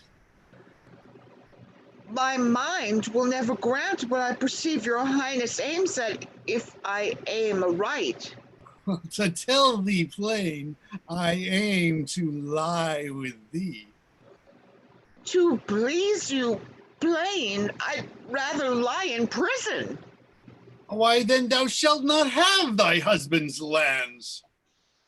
Why, then mine honesty shall be my dower, for by that loss I will not purchase them. Therein thou wrongest thy children mightily. Herein your highness wrongs both them and me. But mighty lord, this merry inclination accords not with the sadness of my suit. Please you dismiss me either with aye or no. Aye, if thou wilt say aye to my request, no, if thou dost say no to my demand. Then no, my lord. My suit is at an end. The widow likes him not, she knits her brows. He is the bluntest wooer in Christendom. Looks doth argue her replete with modesty. Her words doth show her wit incomparable. All her perfections challenge sovereignty. One way or other, she is for a king, and she shall be my love or else my queen. Say that King Edward take thee for his queen. 'Tis better said than done, my gracious lord. I am a subject fit to jest withal, but far unfit to be a sovereign. Sweet widow, by my state I swear to thee, I speak no more than what my soul intends, and that is to enjoy thee for my love. and that is more than I yield unto. I know I am too mean to be your queen, and yet too good to be your concubine. You cavil, widow. I did mean my queen. 'Twill grieve your grace. My son should call you father. No more than when my daughters call thee mother. Thou art a widow, and thou hast some children, and by God's mother, I, being but a bachelor, have others some. Why, 'tis a happy thing to be the father unto many sons. Answer no more, for thou shalt be my queen. The ghostly father now hath done his shrift. When he was made a shriver, 'twas for shift. Brothers, you muse what chat we two have had. The widow likes it not, for she looks very sad. You'd think it strange if I should marry her. To who, my lord? Why, Clarence, to myself. That would be a 10 days wonder at the least. That's a day longer than a wonder lasts. And by so much is a wonder in extremes. Well, just on, brothers. I can tell you both. Her suit is granted for her husband's lands. Enter a nobleman. My gracious lord, Henry your foe is taken and brought your prisoner to your palace gate. See that he be conveyed unto the tower, and go we, brothers, to the man that took him to question of his apprehension. A widow, go you along. Lords, use her honorable. Exeunt. Aye, Edward will use women honorably. Would he were wasted, marrow bones and all, that from his loins no hopeful branch might spring to cross me from the golden time I look for. And yet between my soul's desire and me, the lustful Edward's title buried is Clarence, Henry, and his son, young Edward, and all the unlooked for issue from their bodies to take their rooms ere I can place myself, a cold premonition for my purpose. Why then I do but dream of sovereignty like one that stands upon a promontory and spies the far off shore where he would tread, wishing his foot were equal to his eye, and chides the sea and sunders him from thence, saying, he'll laid it dry to have his way. So do I wish the crown being so far off. So I chide the means that keeps me from it, and so I say I'll cut the causes off, flattering me with impossibilities. My eyes too quick, my heart o'erweens too much. Thus my hand and strength could equal them. Well, say there's no kingdom then for Richard. What other pleasure can the world afford? I'll make my heaven in a lady's lap, and deck my body with gay ornaments, and witch sweet ladies with my words and looks. Oh, miserable thought, and more unlikely than to accomplish 20 golden crowns. Why, love forswore me in my mother's womb, and or I should not deal in her soft wares. She did corrupt frail nature with some bribe to shrink mine arm up like a withered shrub, to make an envious mountain on my back with its deformity, to mock my body, to shape my legs of an unequal size, to disproportion me in every part like to a chaos or an unlicked bear whelp that carries no impression like the dam. And am I then a man to be beloved? Oh, monstrous thought to harbor such a thought. Then, since this earth affords no joy to me, but to command, to check, to overbear such as are of better person than myself, I'll make my heaven to dream upon the crown. And whiles I live, to count this world but hell, until my misshaped trunk that bears this head be round impaled with a glorious crown. And yet I know not how to get the crown, for many lives stand between me and the crown. And I, like one lost in a thorny wood that rents the thorns and is rent by the thorns, seeking a way and straying from the way, not knowing how to find an open ear, but toiling desperately to find it out, torment myself to catch the English crown. And from that torment I will free myself, or hew my way out with a bloody axe. where I can smile and murder while I smile, and cry content to that which grieves my heart, and wet my cheeks with artificial tears, and frame my face to all occasions. I'll drown more sailors than the mermaid shall. I'll slay more gazers than the basilisk. I'll play the orator as well as Nestor, deceive more slyly than Ulysses could, and like the Sinon take another Troy. I can add colors to the chameleon, change shapes with Proteus for advantages, and set the murderous Machiavel to school. Can I do this and cannot get a crown? Touchwood, farther off, I'll pluck it down. Exeunt and exits. And now we will take our brief 5-minute break. It's about 2:43 now, so we'll be starting up again at 2:48. Thank you all, everybody. It's doing a great job with this. Just if anybody has any questions or anything, just let me know. Paul, I got an email from Alex Chilton, who was on, it looks like he emailed me 20 minutes ago. He saw that someone was playing Warwick but was logged on as an attendee. Is he still there? He's not still there. I'm sorry, I didn't see them. I was trying to check. Okay. But yeah, I'd let Ken know that if he was able to show up, that he'd take over. So yeah, I don't think I'd gotten any emails from him, and yeah. Okay. No worries. I mean, he did say, I saw someone have a good reading, so fine. Ken, thank you very much for stepping in. Oh, sure. Look, if you want to, I would give it up to him if he still wants it. But yeah, he's not here now, so I don't know. Not here now. Oh, Yeah. Okay. So thanks. Thank you. Yeah, it's a pleasure doing it. Excellent.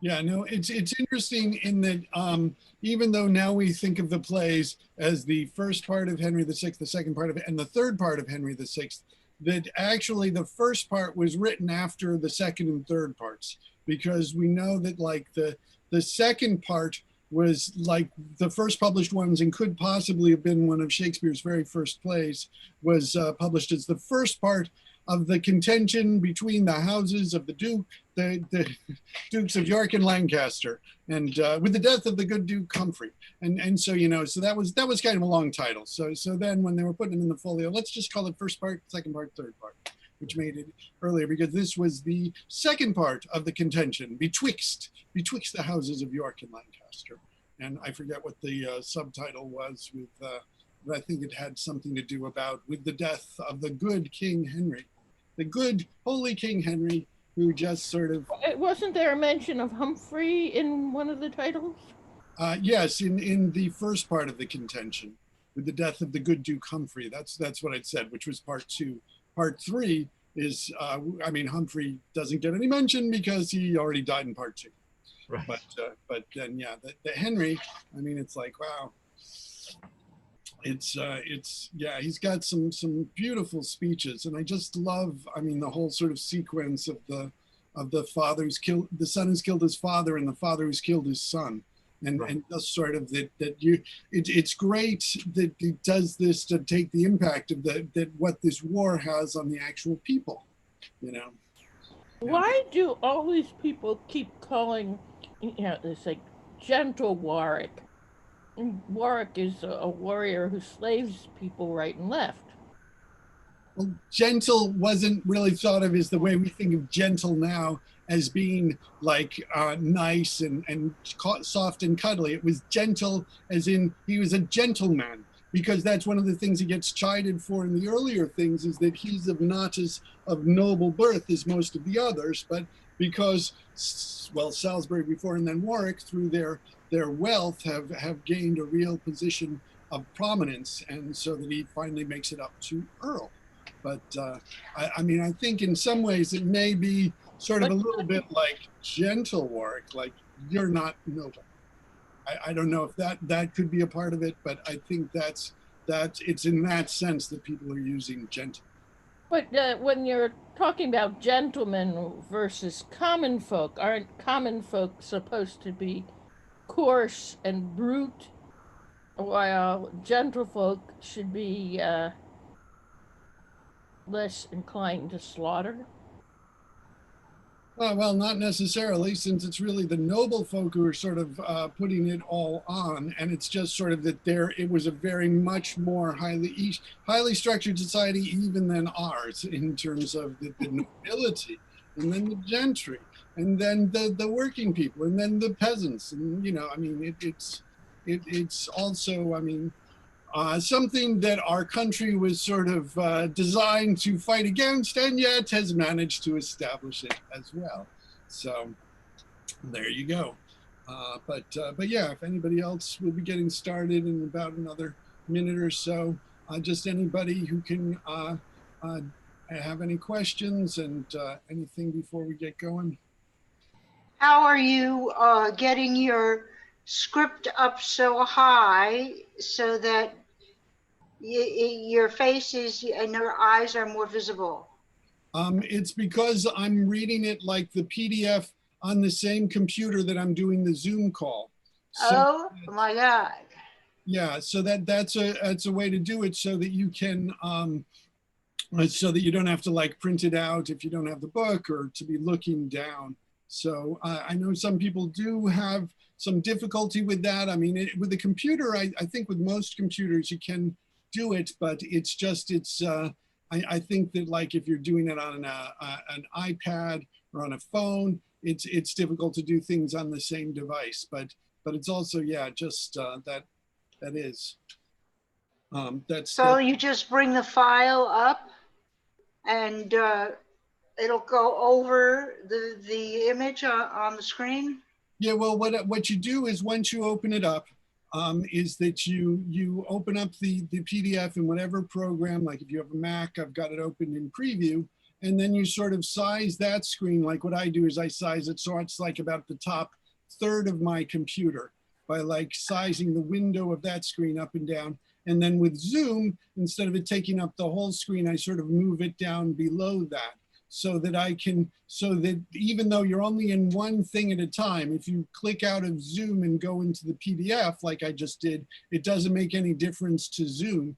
And then you can sort of scroll, and then I scroll through the PDF as we're reading along. Let me explain a way that I think works better.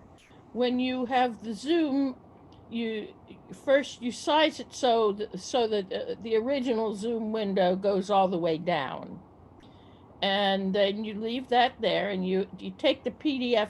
Your Zoom window is taking up well, a little more than 2/3 of the screens from the left, and the PDF in preview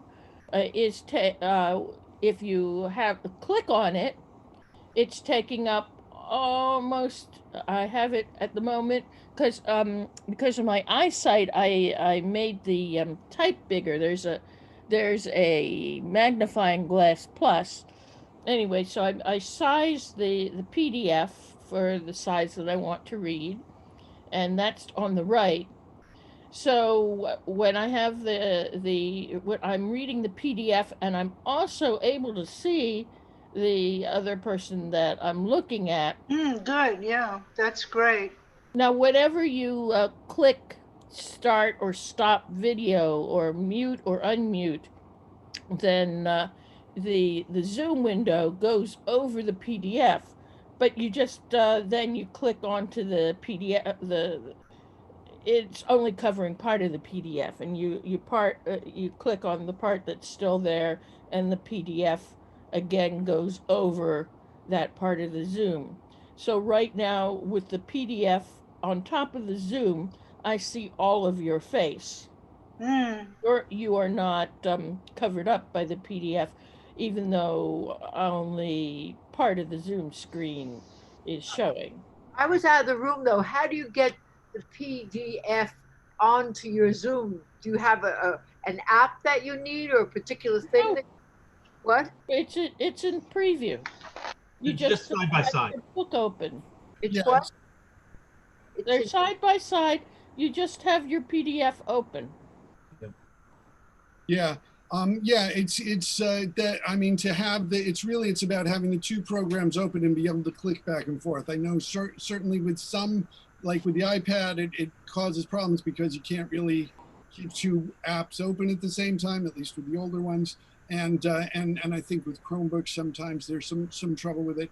But yeah, I've been meaning to put together a video sort of explaining it, which I'll be posting. And if people have other questions about it and want to spend some time, I'm thinking I'll probably do something just to have a sort of general time when people can come on and we can work on That would be great because I have a regular like Apple computer which should be able to do everything. You know, it's like it's not a desktop. I think they call it a book. It's like You have a MacBook, so do I.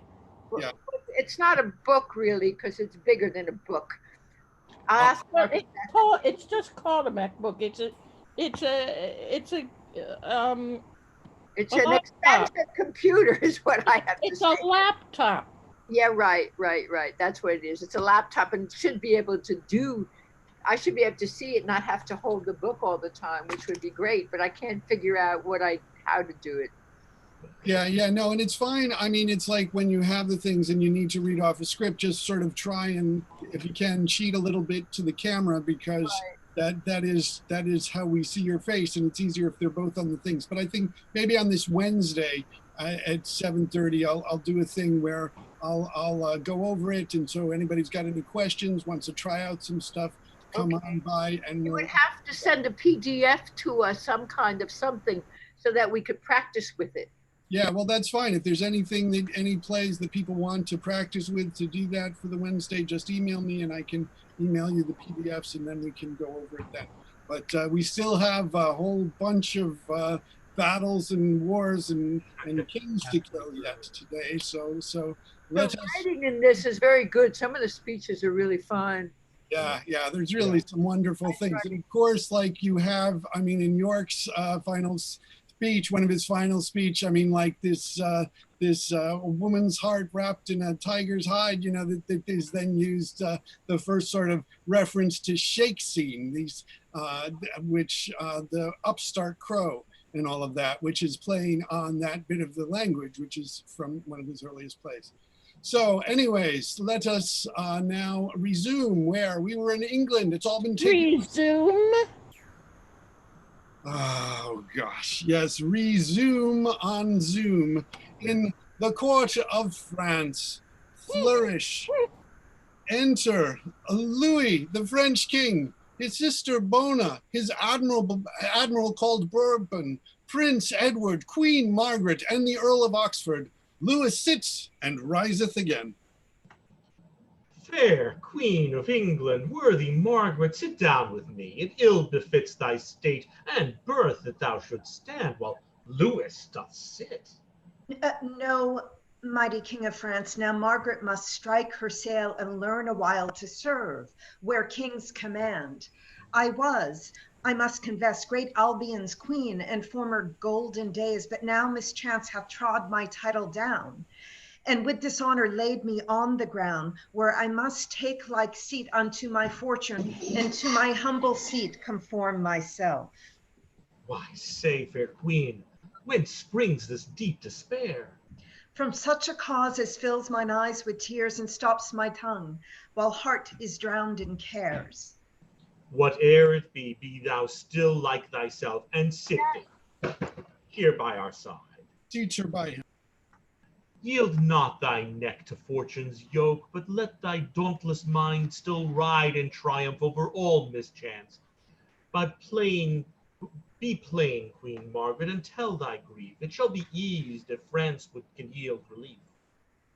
Those gracious words revived my drooping thoughts, and give my tongue-tied sorrows leave to speak.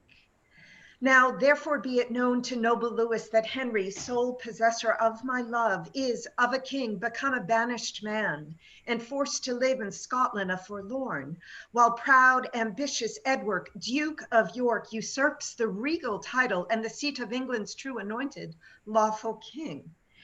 This is the cause that I, poor Margaret, with this my son, Prince Edward, Henry's heir, am come to crave that thy just and lawful aid.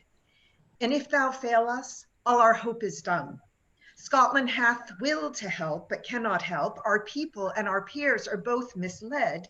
Our treasure seized, our soldiers put to flight, and as thou seest, ourselves in heavy plight. Renowned queen, with patience calm the storm, while we bethink some means to break it off. The more we stay, the stronger grows our foe. The more I stay, the more I'll succor thee. Oh, but impatience waiteth on true sorrow, and see where comes the breeder of my sorrow. Enter Warwick. What he approacheth boldly to our presence? Our Earl of Warwick, Edward's greatest friend. Welcome, brave Warwick. What brings thee to France? I now begins a second storm to rise, for this is he that moves both wind and tide. From worthy Edward, King of Albion, my lord and sovereign and thy vowed friend, I come in kindness and unfeigned love, first to do greetings to thy royal person, and then to crave a league of amity, and lastly, to confirm that amity with nuptial knot, if thou vouchsafe to grant that virtuous Lady Bona, thy fair sister, to England's king in lawful marriage. If that go forward, Henry's hope is done. And gracious madam, in our king's behalf, I am commanded with your leave and favor humbly to kiss your hand, and with my tongue to tell the passion of my sovereign's heart, where fame late entering at his heedful ears, hath placed thy beauty's image and thy virtue. King Louis and Lady Bona, hear me speak before you answer Warwick. His demand springs not from Edward's well-meant honest love, but from deceit bred by necessity. For how can tyrants safely govern home unless abroad they purchase great alliance? To prove him tyrant, this reason may suffice, that Henry liveth still. But were he dead, yet here Prince Edward stands, King Henry's son. Look therefore, Louis, that by this league and marriage, though draw not on thy danger and dishonor, for though usurpers sway the rule a while, yet heavens are just, and time suppresseth wrongs. Injurious Margaret.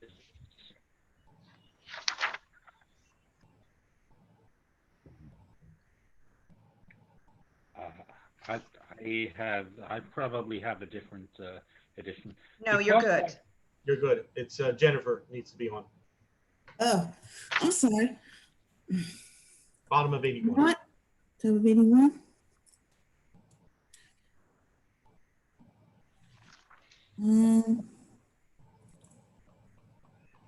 It says Edward.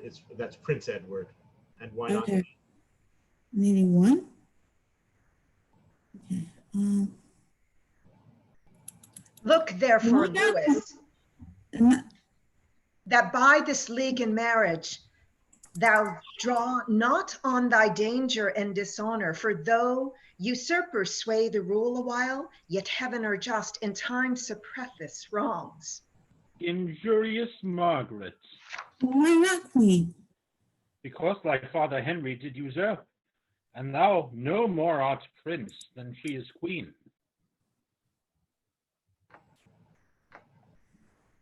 Oxford.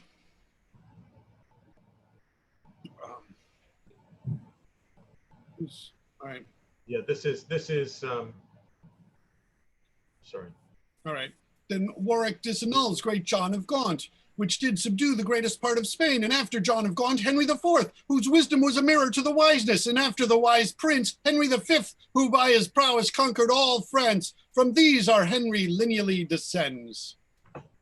But how haps it in this smooth discourse, you told not how Henry VI hath lost all that which Henry V had gotten. Methinks these peers of France should smile at that. But for the rest, you tell a pedigree of 62 years, a silly time to make prescription for a kingdom's worth.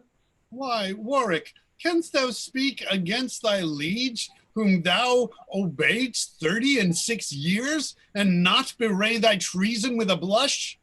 Can Oxford that did ever fence the right now buckler falsehood with a pedigree? For shame, leave Henry and call Edward king. Call him my king, by whose injurious doom my elder brother, the Lord Aubrey Vere, was done to death.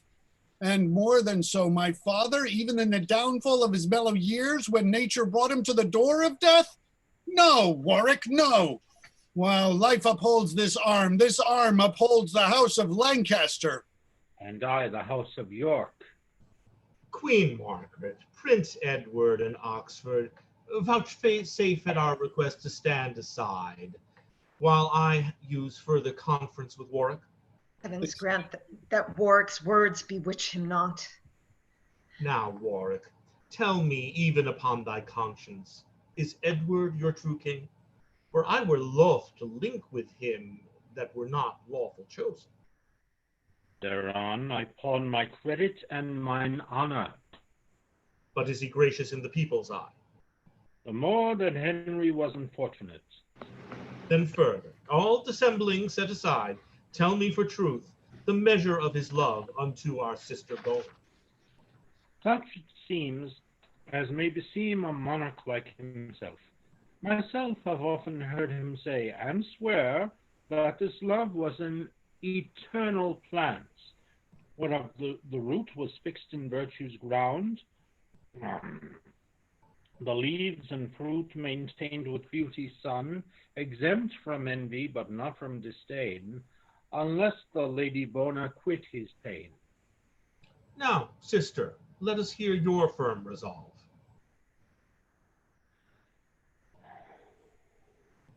Lady Bona? That's Karen. I'm sorry, that's Karen Lynn Gorney, are you on? All right.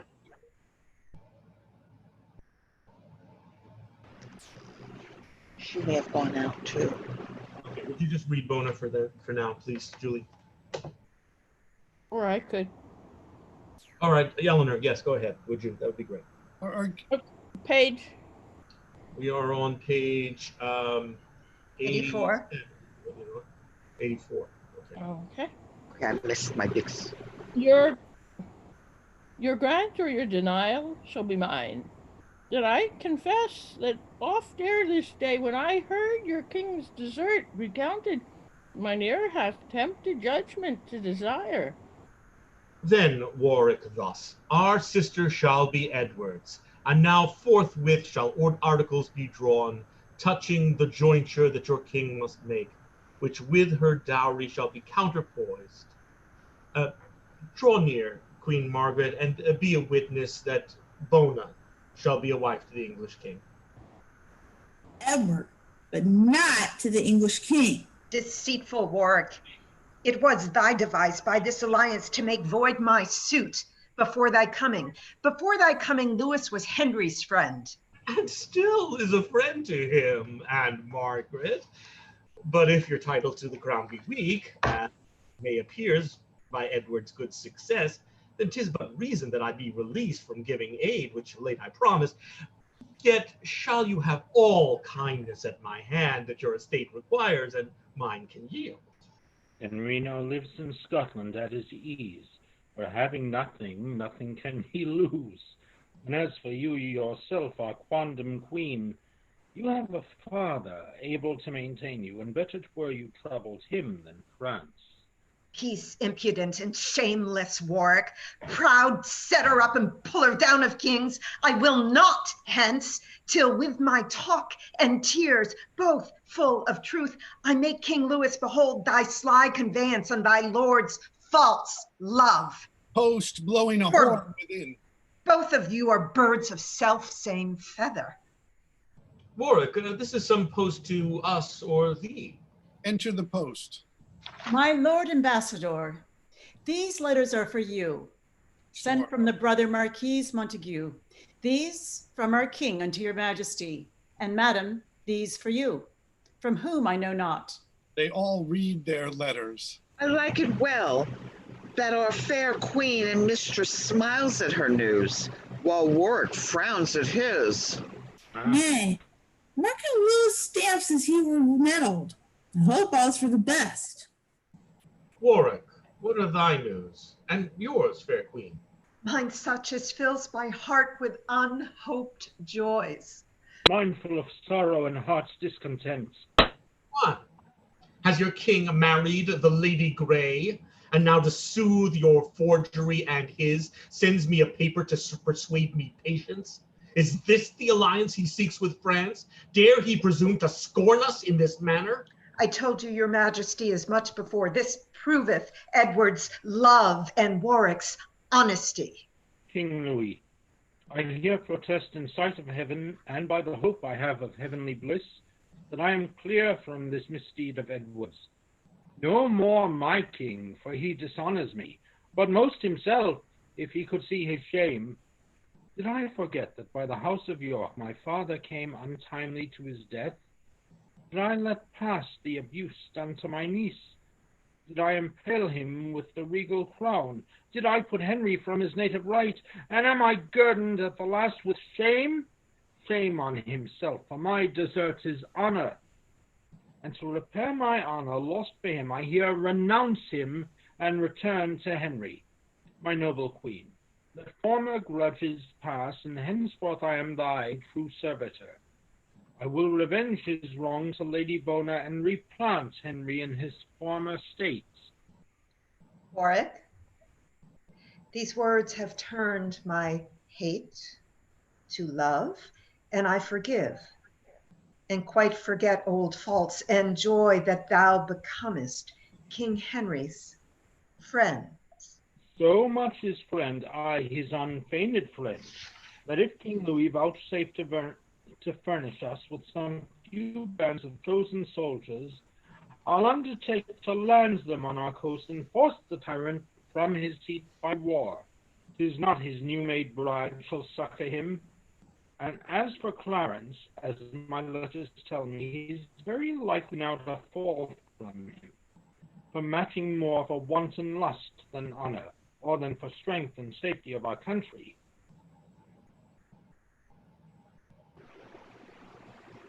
Dear brother, how shall poor Henry how shall Bobona be revenged, but by thy help to this distressed queen? Renowned prince, how shall poor Henry live unless thou rescue him from foul despair? My quarrel and this English queen's are one. And mine, fair Lady Bona, joins with yours. And mine, with hers and thine and Margaret's. Therefore, at last, I firmly am resolved, you shall have aid. Let me give humble thanks for all at once. Then England's messenger return in post, and tell false Edward, thy supposed king, that Louis of France is sending over maskers to revel it with him and his new bride. Thou seest what's past. Go fear thy king withal. Tell him, in hopes he'll prove a widower shortly, I wear the willow garland for his sake.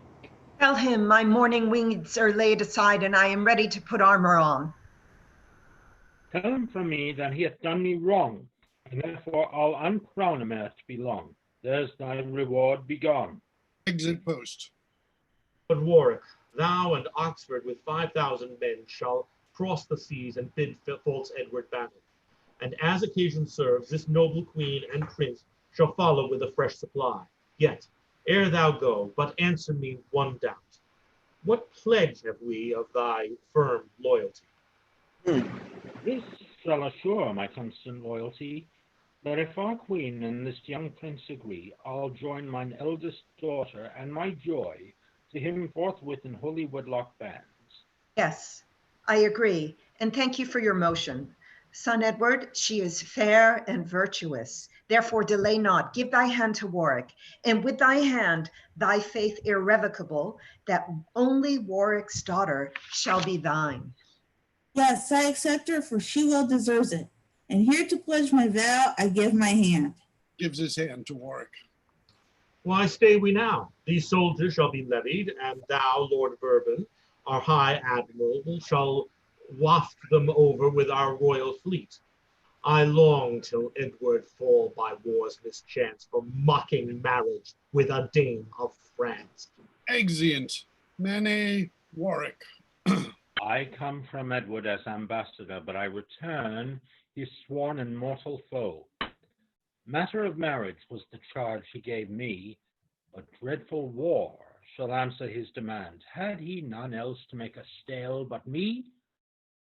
Then none but I shall turn his jest to sorrow. I was the chief that raised him to the crown, and I'll be chief to bring him down again. Not that I pity Henry's misery, but seek revenge on Edward's mockery. Exit. Enter Richard, Clarence, Somerset, and Montague. Now tell me, Brother Clarence, what think you of this new marriage with Lady Grey? Hath not our brother made a worthy choice? Alas, you know 'tis far from hence to France. How could he stay till Warwick made return?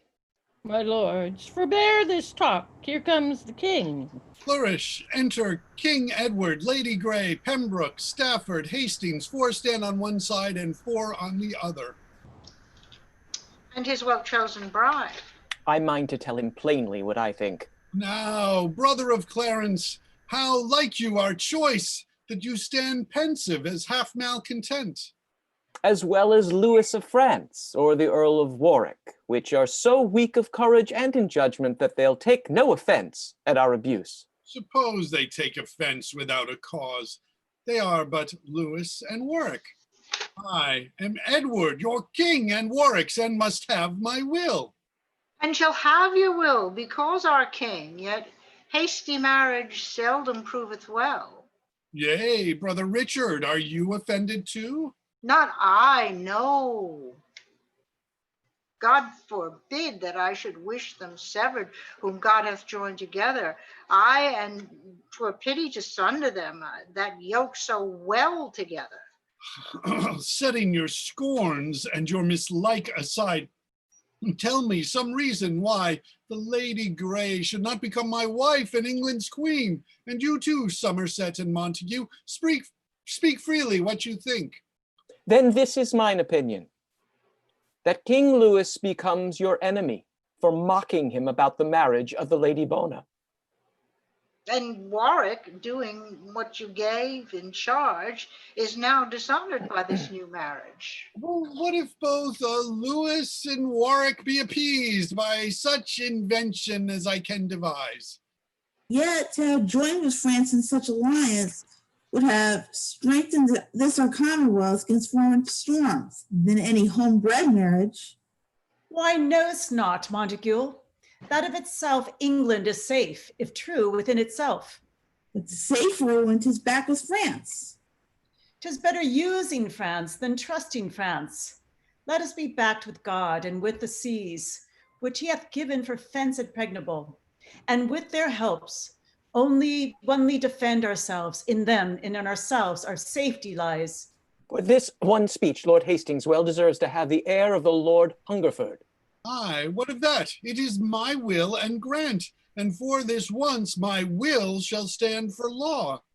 And yet methinks your grace hath not done well to give the heir and daughter of Lord Scales unto the brother of your loving bride. She better would have fitted me, or Clarence, but in your bride you bury brotherhood. Or else you would not have bestowed the heir of the Lord Bonville on your new wife's son, and leave your brothers to go speed elsewhere. Alas, poor Clarence, is it for a wife that thou art malcontent? I will provide thee. In choosing for yourself, you showed your judgment, which being shallow, you shall give me leave to play the broker in mine own behalf. And to that end, I shortly mind to leave you. Leave me or tarry. Edward will be king, and not be tied unto his brother's will. My lords, before it pleased his majesty to raise my state to title of a queen, do me but right, and you must all confess that I was not ignoble of descent, and meaner than myself had like fortune. But as this title honors me and mine, so your dislikes, to whom I would be pleasing, doth cloud my joys with danger and with sorrow. My love, forbear to fawn upon their frowns. What danger or what sorrow can befall thee, so long as Edward is thy constant friend and their true sovereign, whom they must obey? Nay, whom they shall obey and love thee too, unless they seek for hatred at my hands, which if they do, yet will I keep thee safe, and they shall feel the vengeance of my wrath. I hear, yet say not much, but think the more. Enter a post. Now, messenger, what letters or what news from France? My sovereign liege, no letters and few words, but such as I, without your special pardon, dare not relate. Go to, we pardon thee. Therefore, in brief, tell me their words, as near as thou canst guess them. What answer makes King Louis unto our letters? At my depart, these were his words very. Go tell false Edward, the supposed king, that Louis of France is sending over maskers to revel in it with him and his new bride. Is Louis so brave? Belike he thinks me Henry. But what said Lady Bona to my marriage? These were her words, uttered with mild disdain. Tell him, in hope he'll prove a whittler shortly. I'll wear the whittled garland for his sake. I blame not her. She could say little less. She had the wrong. But what said Henry's queen? For I have heard that she was there in place. Tell him, quoth she, my mourning weeds are done, and I am ready to put armor on. Belike she minds to play the Amazon. But what says Warwick to these injuries? He more incensed against your majesty than all the rest discharged me with these words. Tell him from me that he doth done me wrong, and therefore I'll uncrown him ere be long. Huh? Durst the traitor breathe out so proud words? Well, I will arm me, being thus forewarned. They shall have wars and pay for their presumption. But say, is Warwick friends with Margaret? Aye, gracious sovereign, they are so linked in friendship that young Prince Edward marries Warwick's daughter. Belike the elder. Clarence will have the younger. Now, brother king, farewell, and sit you fast, for I will hence to Warwick's other daughter, that though I want a kingdom, yet in marriage I may not prove inferior to yourself. You that love me, and Warwick, follow me. Exit Clarence, and Somerset follows. Not I. My thoughts aim at a further matter.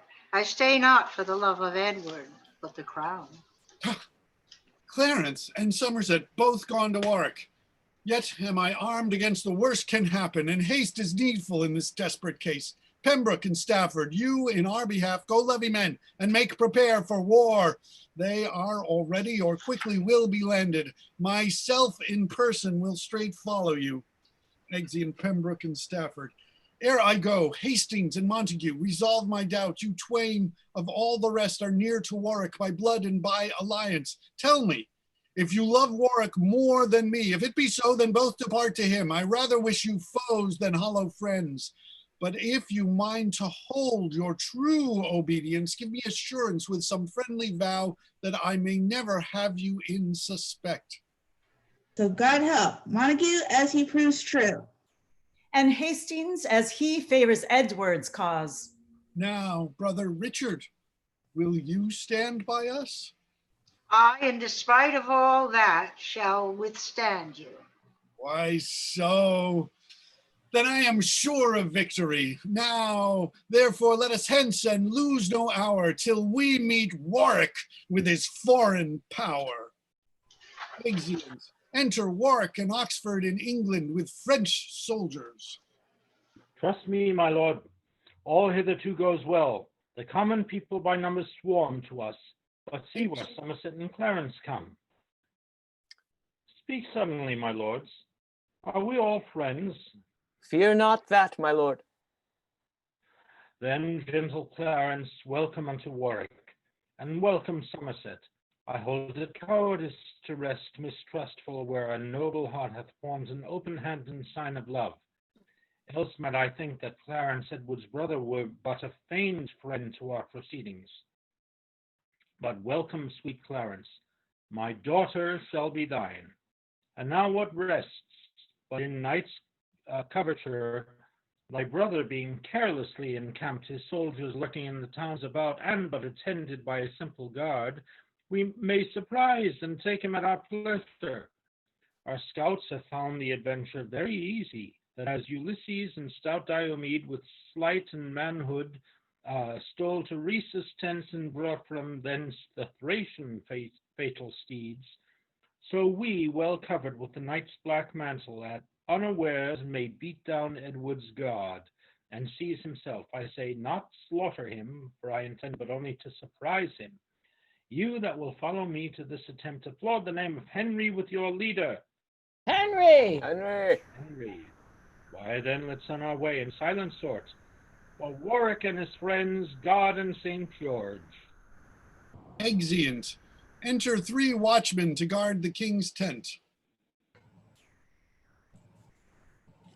Come on, my masters, each man take a stand. The king is by this, is set him down to sleep.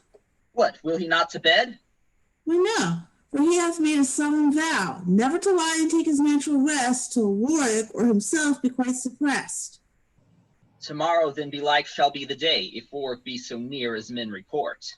But say, I pray, what noble man is that with the king here resteth in his tent? 'Tis the Lord Hastings, the king's chiefest friend. Oh, is it so? But why commands the king that his chief followers lodge in towns about him, while he himself keeps in the cold field? Is the more honor because more dangerous. Aye, but give me worship and quietness. I like it better than a dangerous honor. If Warwick knew in what estate he stands, 'tis to be doubted if he would waken him. Unless our halberds had shut up his passage. Aye, wherefore else guard we his royal tent, but to defend his person from night foes. Enter Warwick, Clarence, Oxford, Somerset, and French soldiers, silent all. This is his tent, and see where stands his guard. Courage, my masters, honor now or never. But follow me, and Edward shall be ours. Who goes there? Stay, or thou diest. Stay, or thou diest. Warwick and the rest cry all, Warwick, Warwick, and set upon the guard, who fly crying, Arm, arm, Warwick, and the rest following them. The drum playing and trumpet sounding. Enter Warwick, Somerset, and the rest, bringing the king out in his gown, sitting in a chair. Richard and Hastings flies over the stage. What are they that fly there? Richard and Hastings, let them go. Here is the Duke. The Duke? Why, Warwick, when we parted, thou calledst me king. Aye, but the case is altered. When you disgraced me in my embassade, then I degraded you from being king, and come now to create you Duke of York. Alas, how should you govern any kingdom that know not how to use ambassadors? Nor how to be contented with one wife, nor how to use your brothers brotherly, nor how to study for the people's welfare, nor how to shroud yourself from enemies. Yea, brother of Clarence, art thou here too? Nay, then I see that Edward need must down. Yet, Warwick, in despite of all mischance, of thee, thyself, and all thy accomplices, Edward will always bear himself as king. Though fortune's malice overthrow my state, my mind exceeds the compass of her wheel. Then for his mind be Edward England's king, but Henry now shall wear the English crown and be true king indeed. Thou but the shadow. My lord of Somerset, at my request, see that forthwith Duke Edward be conveyed unto my brother, Archbishop of York. When I have fought with Pembroke and his fellows, I'll follow you, and tell what answer Louis and the Lady Bona sent to him. Offer a while farewell, good Duke of York. They lead him out forcibly. What fates impose, that men must needs abide, if boots not to resist both wind and tide. What now remains, my lord, for us to do so, but march to London with our soldiers? Aye, that's the first thing that we have to do, to free King Henry from imprisonment and see him seated in the regal throne. Exit. Enter Rivers and Lady Grey.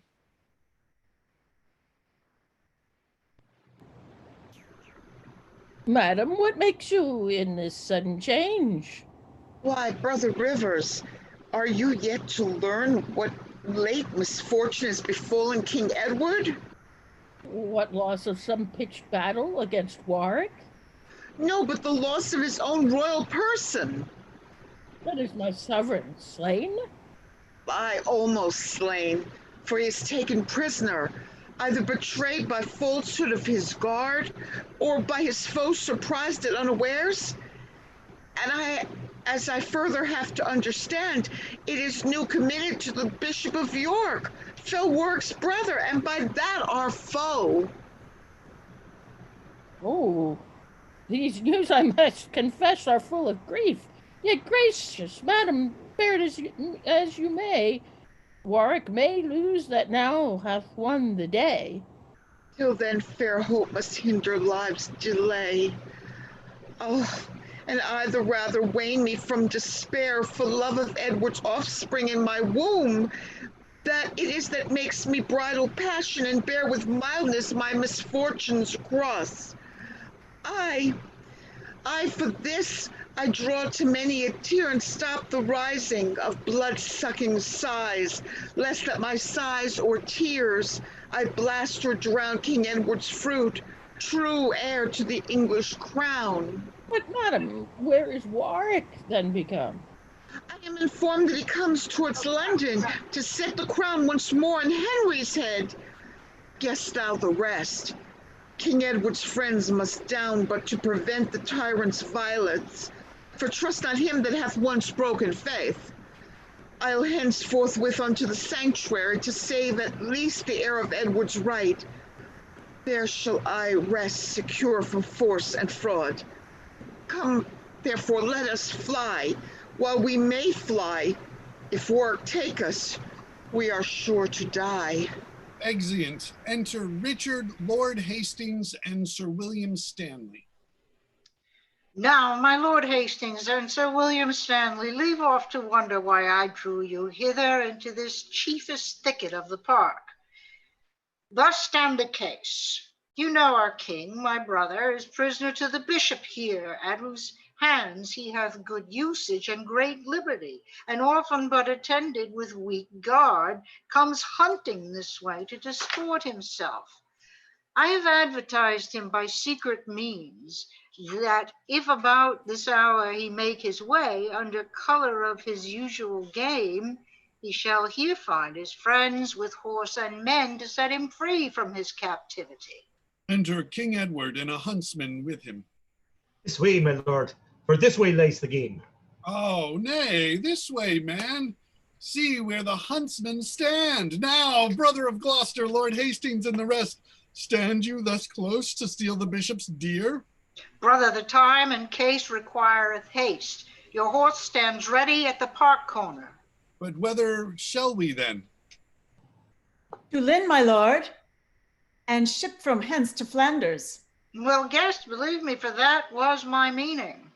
Stanley, I will requite thy forwardness. But wherefore stay we? 'Tis no time to talk. Huntsman, what sayest thou? Wilt thou go along? Better to do so than tarry and be hanged. Come then away. Let's have no more ado. Bishop, farewell. Shield thee from Warwick's frown, and pray that I may repossess the crown. Exeunt. Flourish. Enter King Henry VI, Clarence, Warwick, Somerset, young Henry, Oxford, Montague, and Lieutenant. Oh, Master Lieutenant, now that God and friends have shaken Edward from the regal seat and turned my captive state to liberty, my fear to hope, my sorrows unto joys, at our enlargement, what are thy duties?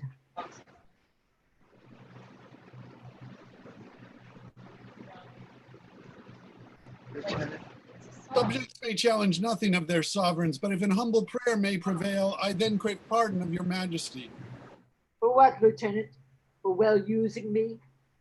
Nay, be thou sure, I'll well requite thy kindness, for that it made my imprisonment a pleasure. Aye, such a pleasure as in caged birds conceive, when after many moody thoughts, at last by notes of household harmony, they quite forget their loss of liberty.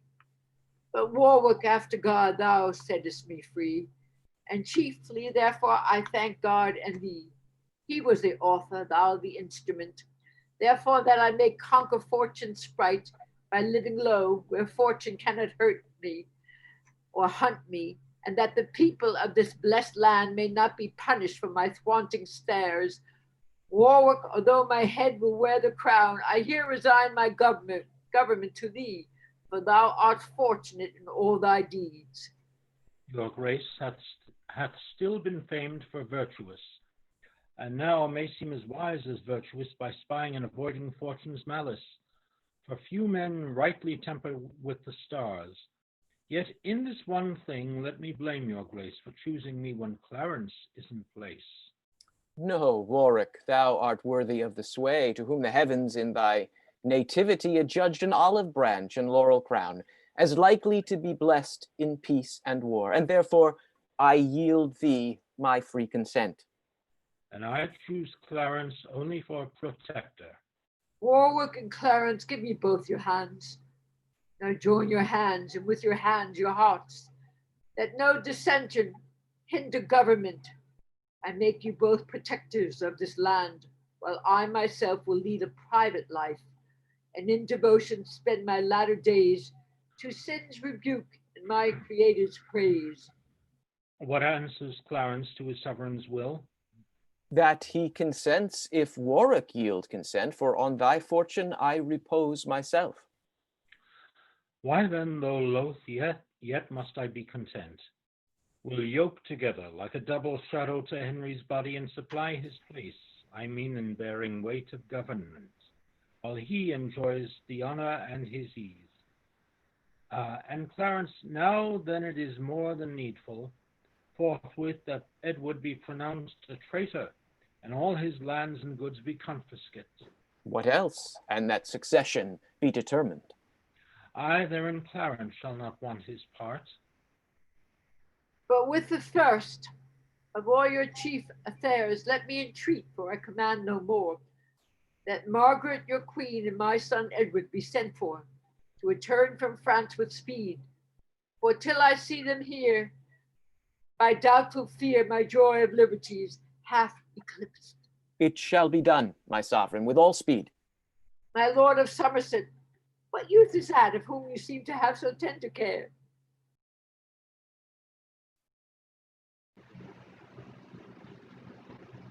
My liege, it is young Henry, Earl of Richmond. Come hither, England's hope. Lays his hand on his head. If secret powers suggest but truth to my divining thoughts, this pretty lad will prove our country's bliss.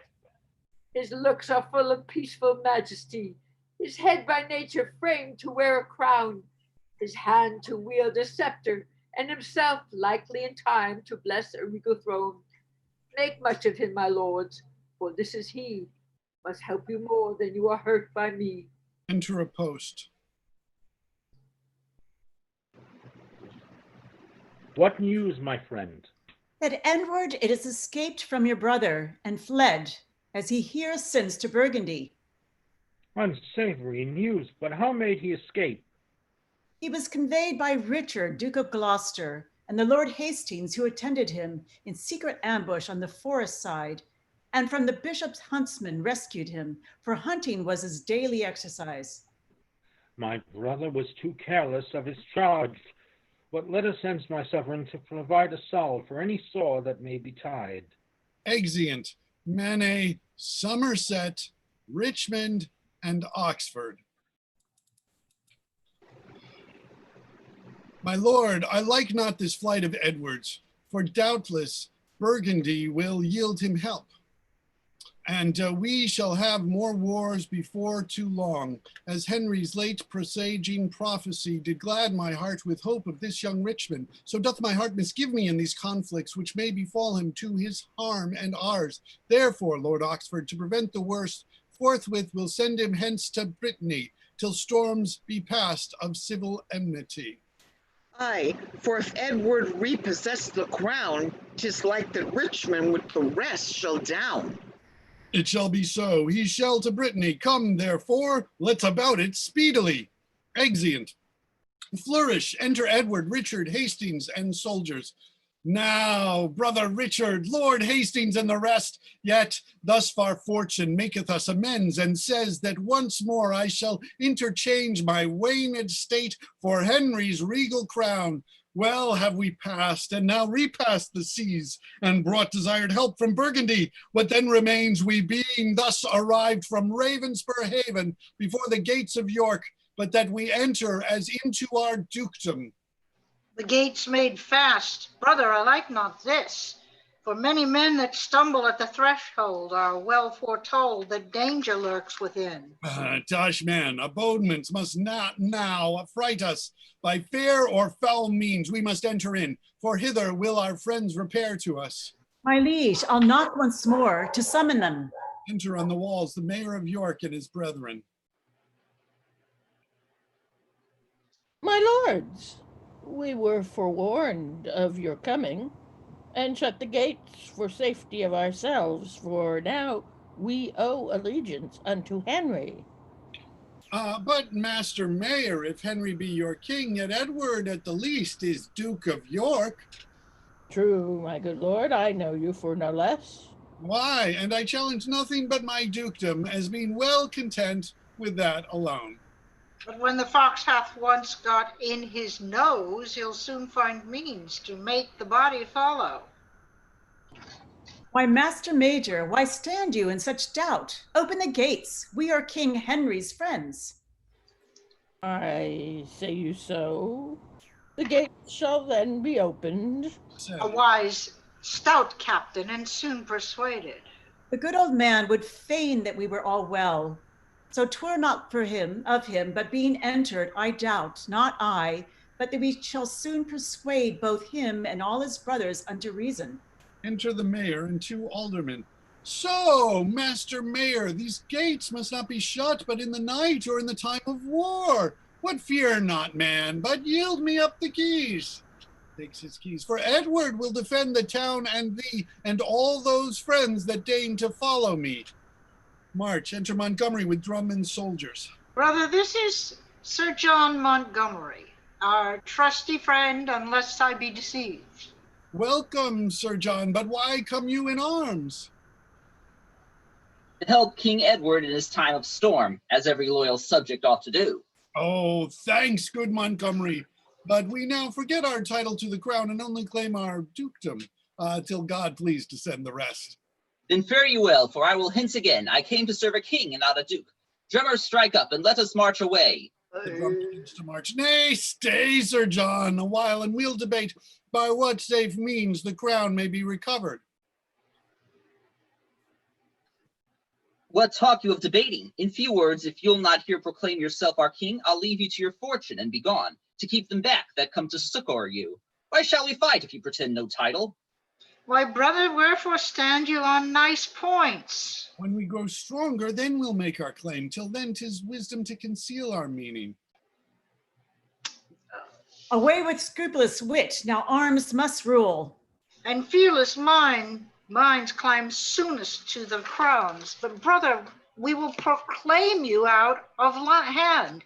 The bruit thereof will bring you many friends. Then be it as you will. Ah, It is my right, and Henry but usurps the diadem.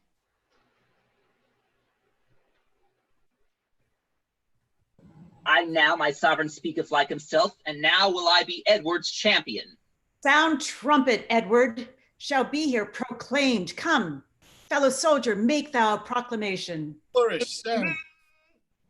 Edward the Fourth, by the grace of God, King of England and France, and Lord of Ireland. And whosoever gainsays King Edward's right, by this I challenge him to single fight. Throws down his gauntlet. long live King Henry Edward. the Fourth. Thanks, brave Montgomery, and thanks unto you all. Richard, I'm sure you meant King Edward. If fortune serve me, I'll requite this kindness. Now for this night let's harbor here in York, and when the morning sun shall raise his car above the border of this horizon, we'll forward towards Warwick and his mates, for well I wot that Henry is no soldier. Ah, froward Clarence, how evil it beseems thee to flatter Henry and forsake thy brother. Yet as we may, we'll meet both thee and Warwick. Come on, brave soldiers, doubt not of the day, and that once gotten, doubt not of large pay. Exeunt. Flourish, enter the king, Warwick, Montague, Clarence, Oxford, and Somerset. What counsel, lords?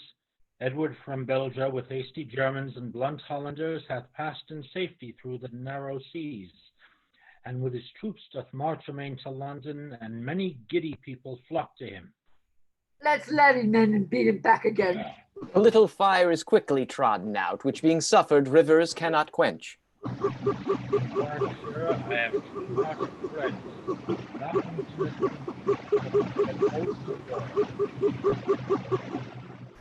those will I muster up, and thou, son Clarence, shalt stir up in Suffolk, Norfolk, and in Kent, the knights and gentlemen to come with thee. Thou, brother Montague, in Buckingham, Northampton, and in Leicestershire, shalt find men well inclined to hear what thou commandest. And thou, brave Oxford, wondrous well beloved, in Oxfordshire shall muster up thy friends. My sovereign with the loving citizens, like to his island girt in with the ocean, or modest Dian circled with her nymphs, shall rest in London till we come to him. Fair lords, take leave, and stand not to reply. Farewell, my sovereign. Oh, farewell, my Hector, and my Troy's true hope. In sight of truth, I kiss your highness' hand. Well-minded Clarence, be thou fortunate. Comfort, my lord, and so I take my leave. And thus I seal my truth and bid adieu. Sweet Oxford and my loving Montague, and all at once more a happy farewell. Farewell, sweet lords, let's meet at Coventry. Exeunt. Here at the palace will I rest a while. Cousin of Exeter, what thinks your lordship? Methinks the power that Edward hath in field should not be able to encounter mine. The doubt is that he will seduce the rest. That's not my fear. My meed hath got me fame. I have not stopped mine ears to their demands, nor posted off their suits with slow delays. My pity hath been balm to heal their wounds. My mildest hath allayed their swelling griefs. My mercy dried their water-flowing tears. I have not been desirous of their wealth, not much oppressed them with great subsidies, nor forward of revenge, though they much erred. Then why should they love Edward more than me? No, Exeter, these graces challenge grace, and when the lion fawns upon the lamb will never cease to follow him. Shout within, a Lancaster, a Lancaster! Hark, hark, my lord, what shouts are these? Enter Edward and his soldiers. Seize on the shame-faced Henry, bear him hence, and once again proclaim us King of England. You are the fount that makes small brooks to flow. Now stops thy spring, my sea shall suck them dry, and swell so much the higher by their ebb. Hence with him to the Tower, let him not speak. Exit with King Henry. And lords, towards Coventry bend we our course, where peremptory Warwick now remains. The sun shines hot, and if we use delay, cold biting winter mars our hoped for hay. Away betimes before his forces join, and take the great grown traitor unawares. Brave soldiers, march amain toward Coventry. Exeunt. Enter Warwick, the mayor of Coventry, 2 messengers, and others upon the walls. Where is the post that came from valiant Oxford? How far hence is thy lord, mine honest fellow? By this at Dunsmore, marching hitherward. How far off is our brother Montague? Where's the post that came from Montague? By this at Daintree with a puissant troop. Enter Somerville. Say, Somerville, what says my loving son? And by thy guess how nigh is Clarence now? At Southam I did leave him with his forces, and do expect him here some 2 hours hence. Then Clarence is at hand, I hear his drum. It is not his, my lord. Here Southam lies. The drum your honor hears marcheth from Warwick. Who should that be? Belike unlooked for friends. They are at hand, and you shall quickly know. March, flourish, enter Edward, Richard, and soldiers. Go, trumpet, to the walls, and sound a parle. See how surly Warwick mans the wall? Oh, unbid spite, is sportful Edward come? Where's left our scouts, or how are they seduced, that we could hear no news of his repair? Now, Warwick, wilt thou ope the city gates, speak gentle words, and humbly bend thy knee, call Edward king, and at his hands beg mercy, and he shall pardon thee these outrages? Nay, rather wilt thou draw thy forces hence, confess who set thee up and plucked thee down, call Warwick patron, and be penitent, and thou shalt still remain the Duke of York. I thought at least he would have said the king, or did he make the jest against his will? Is not a dukedom, sir, a goodly gift? Ay, by my faith, for a poor earl to give, I'll do thee service for so good a gift. 'Twas I that gave the kingdom to thy brother. Why then 'tis mine, if but by Warwick's gift. Thou art no Atlas for so great a weight, and weakling Warwick takes his gift again. And Henry is my king, Warwick his subject. But Warwick's king is Edward's prisoner, and gallant Warwick, do but answer this: what is the body when the head is off? Alas, that Warwick had no more forecast, but whiles he thought to steal the 10, the king was slyly fingered from the deck. You left poor Henry at the bishop's palace, and 10-1 you'll meet him in the tower. Is even so, yet you are Warwick still. Come, Warwick, take the time, kneel down, kneel down. Nay, when? Strike now, or else the iron cools. I had rather chop this hand off at a blow, and with the other fling it at thy face, than bear so low a sail to strike to thee. Sail how thou canst. Have wind and tide thy friend. This hand, fast wound about thy coal-black hair, shall, whiles thy head is warm and new cut off, write in the dust this sentence with thy blood: wind-changing Warwick now can change no more. Enter Oxford with drum and colors.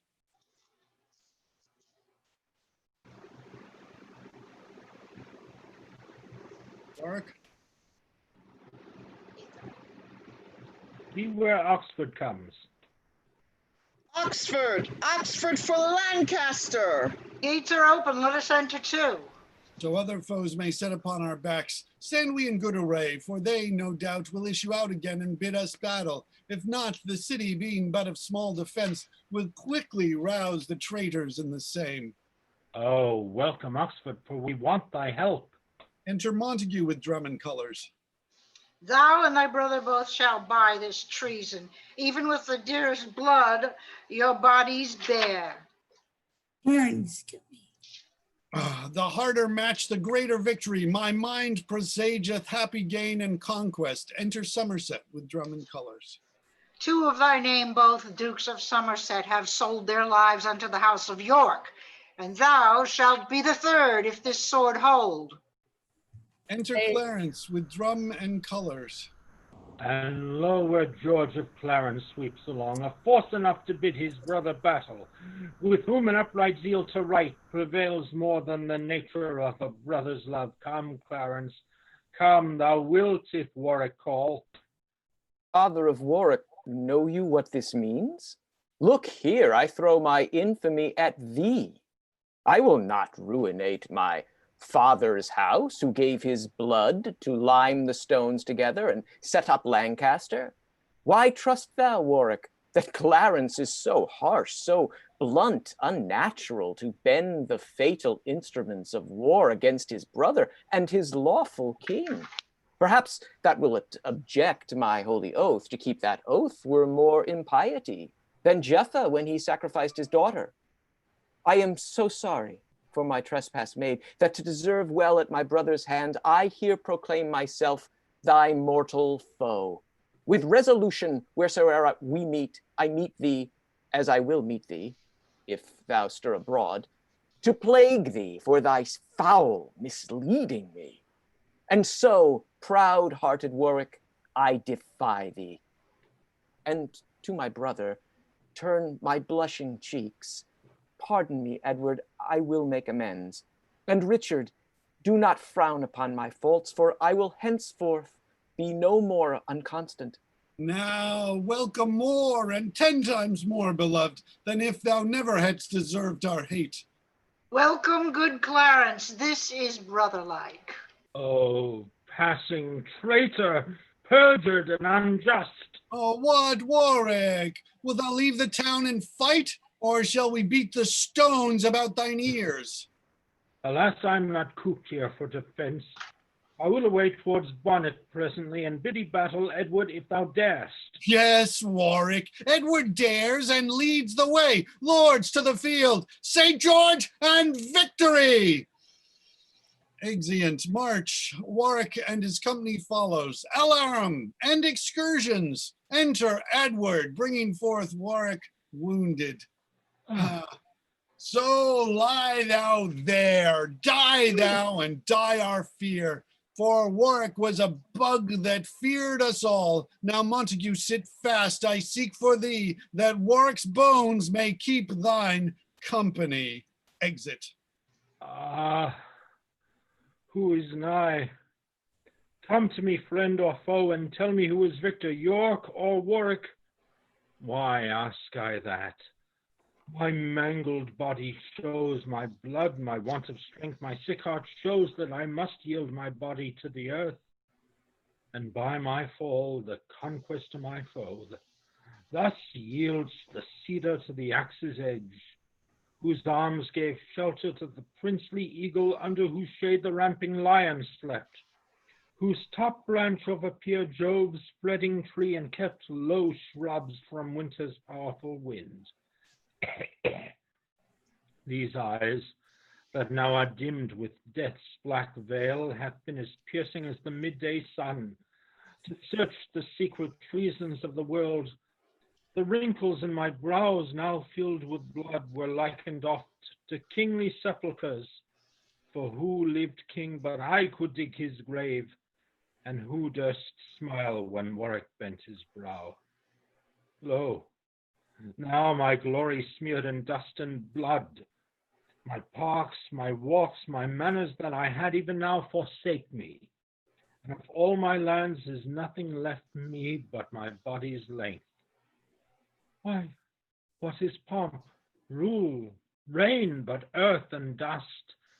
And live we how we can, yet die we must. Enter Oxford and Somerset. Ah, Warwick, Warwick, wert thou as we are, we might recover all our loss again.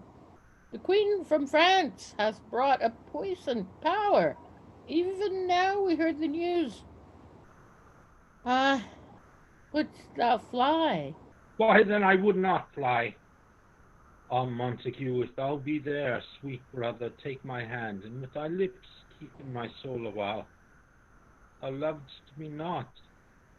Oh, brother, if thou didst, thy tears would wash this cold congealed blood that glues my lips and will not speak me, and will not let me speak.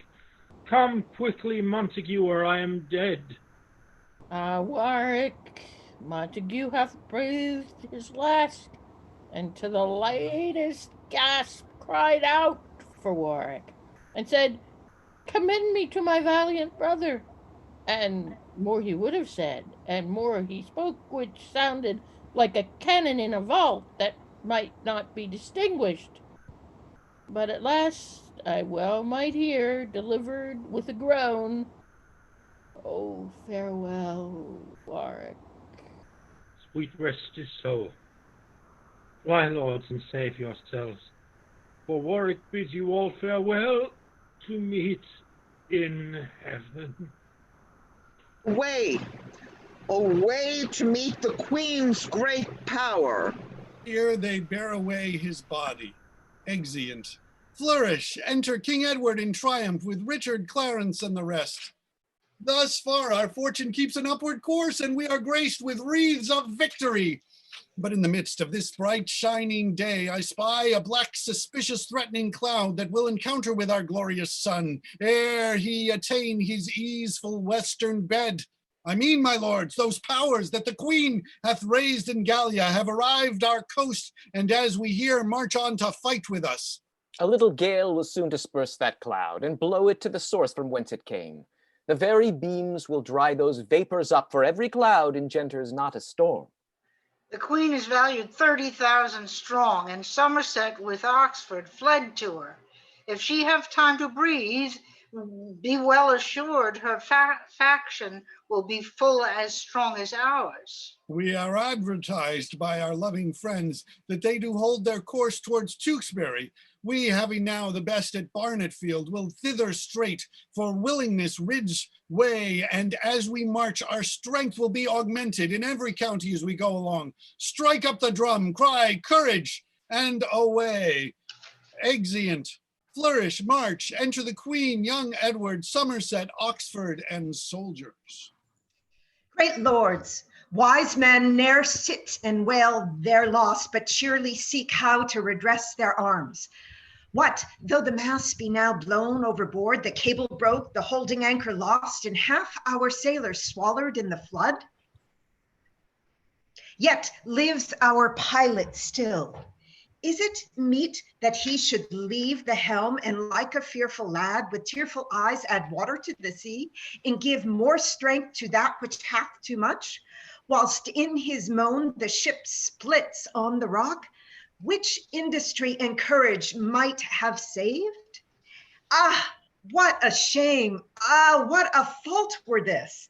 Say Warwick was our anchor, what of that? And Montague our topmast, what of him? Our slaughtered friends, the tackles, what of these? Why is not Oxford here another anchor, and Somerset another goodly mast? The friends of France, our shrouds and tacklings. And though unskillful, why not Ned and I for once allowed the skillful pilot's charge?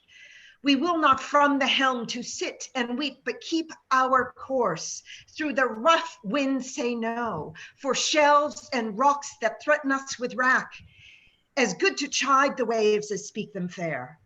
And what is Edward but a ruthless sea? What Clarence but a quicksand of deceit? And Richard but a ragged fatal rock? All these the enemies to our poor bark. Say you can swim, alas, 'tis but a while. Tread on the sand, why they you quickly sink. Bestride the rock, the tide will wash you off, or else you famish. That's a threefold death. This speak I, lords, to let you understand, if case some one of you would fly from us, that there's no hope for mercy with the brothers more than with ruthless waves, with sands and rocks. Why courage then, what cannot be avoided, 'twere childish weakness to lament or fear. Methinks a woman of this valiant spirit should, if a coward heard her speak these words, infuse his breast with magnanimity, and make him naked, flow a man at arms. I speak not this as doubting any here, for did I but suspect a fearful man, he should have leave to go away betimes. Least that I made he might infect another, and make him of like spirit to himself. If any such be here, as God forbid, let him depart, before we need his help. Women and children of so high a courage, and warriors faint, why, 'twere perpetual shame. O brave young prince, thy famous grandfather doth live again in thee. Long mayest thou live to bear his image and renew his glories. And he that will not fight for such a hope, go home to bed, and like the owl by day, if he arise, be mocked and wondered at. Thanks, gentle Somerset, sweet Oxford, thanks. And take his thanks that yet has nothing else. Enter a messenger. Prepare you, lords, for Edward is at hand, ready to fight, therefore be resolute. I thought no less. It is his policy to haste thus fast, to find us unprovided. And he's deceived. We are in readiness.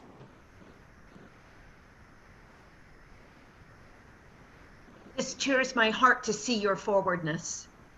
Here picture a battle, hence we will not budge. Flourish and march. Enter Edward, Richard, Clarence, and soldiers. Brave followers, yonder stands the thorny wood, which by the heavens' assistance and your strength must by the roots be hewn up yet ere night. I need not add more fuel to your fire, for well I wot ye blaze to burn them out. Give signal to the fight, and to it, lords. Lords, knights, and gentlemen, what I should say my tears gainsay, for every word I speak, ye think I drink the water of my eye. Therefore, no more but this. Henry, your sovereign, is prisoner to the foe, his state usurped, his realm a slaughterhouse, his subjects slain, his statutes canceled, and his treasure spent. And yonder is the wolf that makes this spoil. You fight injustice, then in God's name, lords, be valiant and give signal to the fight. Alarum, retreat, excursions, exeunt. Flourish, enter Edward, Richard, Queen, Clarence, Oxford, and Somerset. Now here a period of tumultuous broils. Away with Oxford to Hames Castle straight. For Somerset, off with his guilty head. Go, bear them hence. I will not hear them speak. For my part, I'll not trouble thee with words.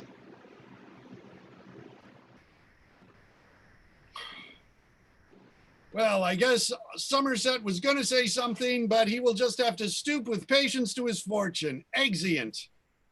So part we sadly in this trouble, this world, to meet with joy in sweet Jerusalem. Is proclamation made that who finds Edward shall have high reward, and he his life? It is, and lo, where youthful Edward comes. Well, bring forth the gallant, let us hear him speak. What, can so young a thorn begin to prick? Edward, what satisfaction canst thou make for bearing arms, for stirring up my subjects, and all the trouble thou hast turned me to? You like a subject, proud, ambitious York. Suppose that I am now my father's mouth. Resign thy chair, and where I stand, kneel thou. Whilst I propose the selfsame words to thee, which traitor thou wouldst have me answer to? Aye, that thy father had been so resolved. That you might still have worn the petticoat and ne'er have stolen the breech from Lancaster. Let Aesop fable in a winter's night. His cursed riddles sort not with this place. By heaven, brat, I'll plague thee for that word. Aye, thou wast born to be a plague to men. For God's sake, take away this captive scold. Nay, take away this scolding crookback rather. Peace, willful boy, or I will charm your tongue. Untutored lad, thou art too malapert. I know my duty. You are all undutiful. Lascivious Edward, and thou perjured George, and thou, misshapen Dick. I tell ye all, I am your better, traitors as ye are, and thou usurps thy father's right and mine. Take that, the likeness of this railer here. Stabs him. Spruce, thou take that to end thy agony. Richard stabs him. And there's for twitting me with perjury. Clarence stabs him. Oh, kill me too. Marion shall. Offers to kill her. Hold, Richard, hold, for we have done too much. Why should she live to fill the world with words? Doth she swoon? Use means for her recovery. Clarence, excuse me to the king, my brother. I'll hence to London on a serious matter. Ere ye come there, be sure to hear some news. What? What? The tower! The tower! Oh, Ned, sweet Ned, speak to thy mother, boy. Canst thou not speak? Oh, traitors, murderers, thou that stabbed Caesar, shed no blood at all, did not offend, nor were not worthy blame, if this foul deed were by to equal it. He was a man, this in respect a child, and men never spend their fury on a child.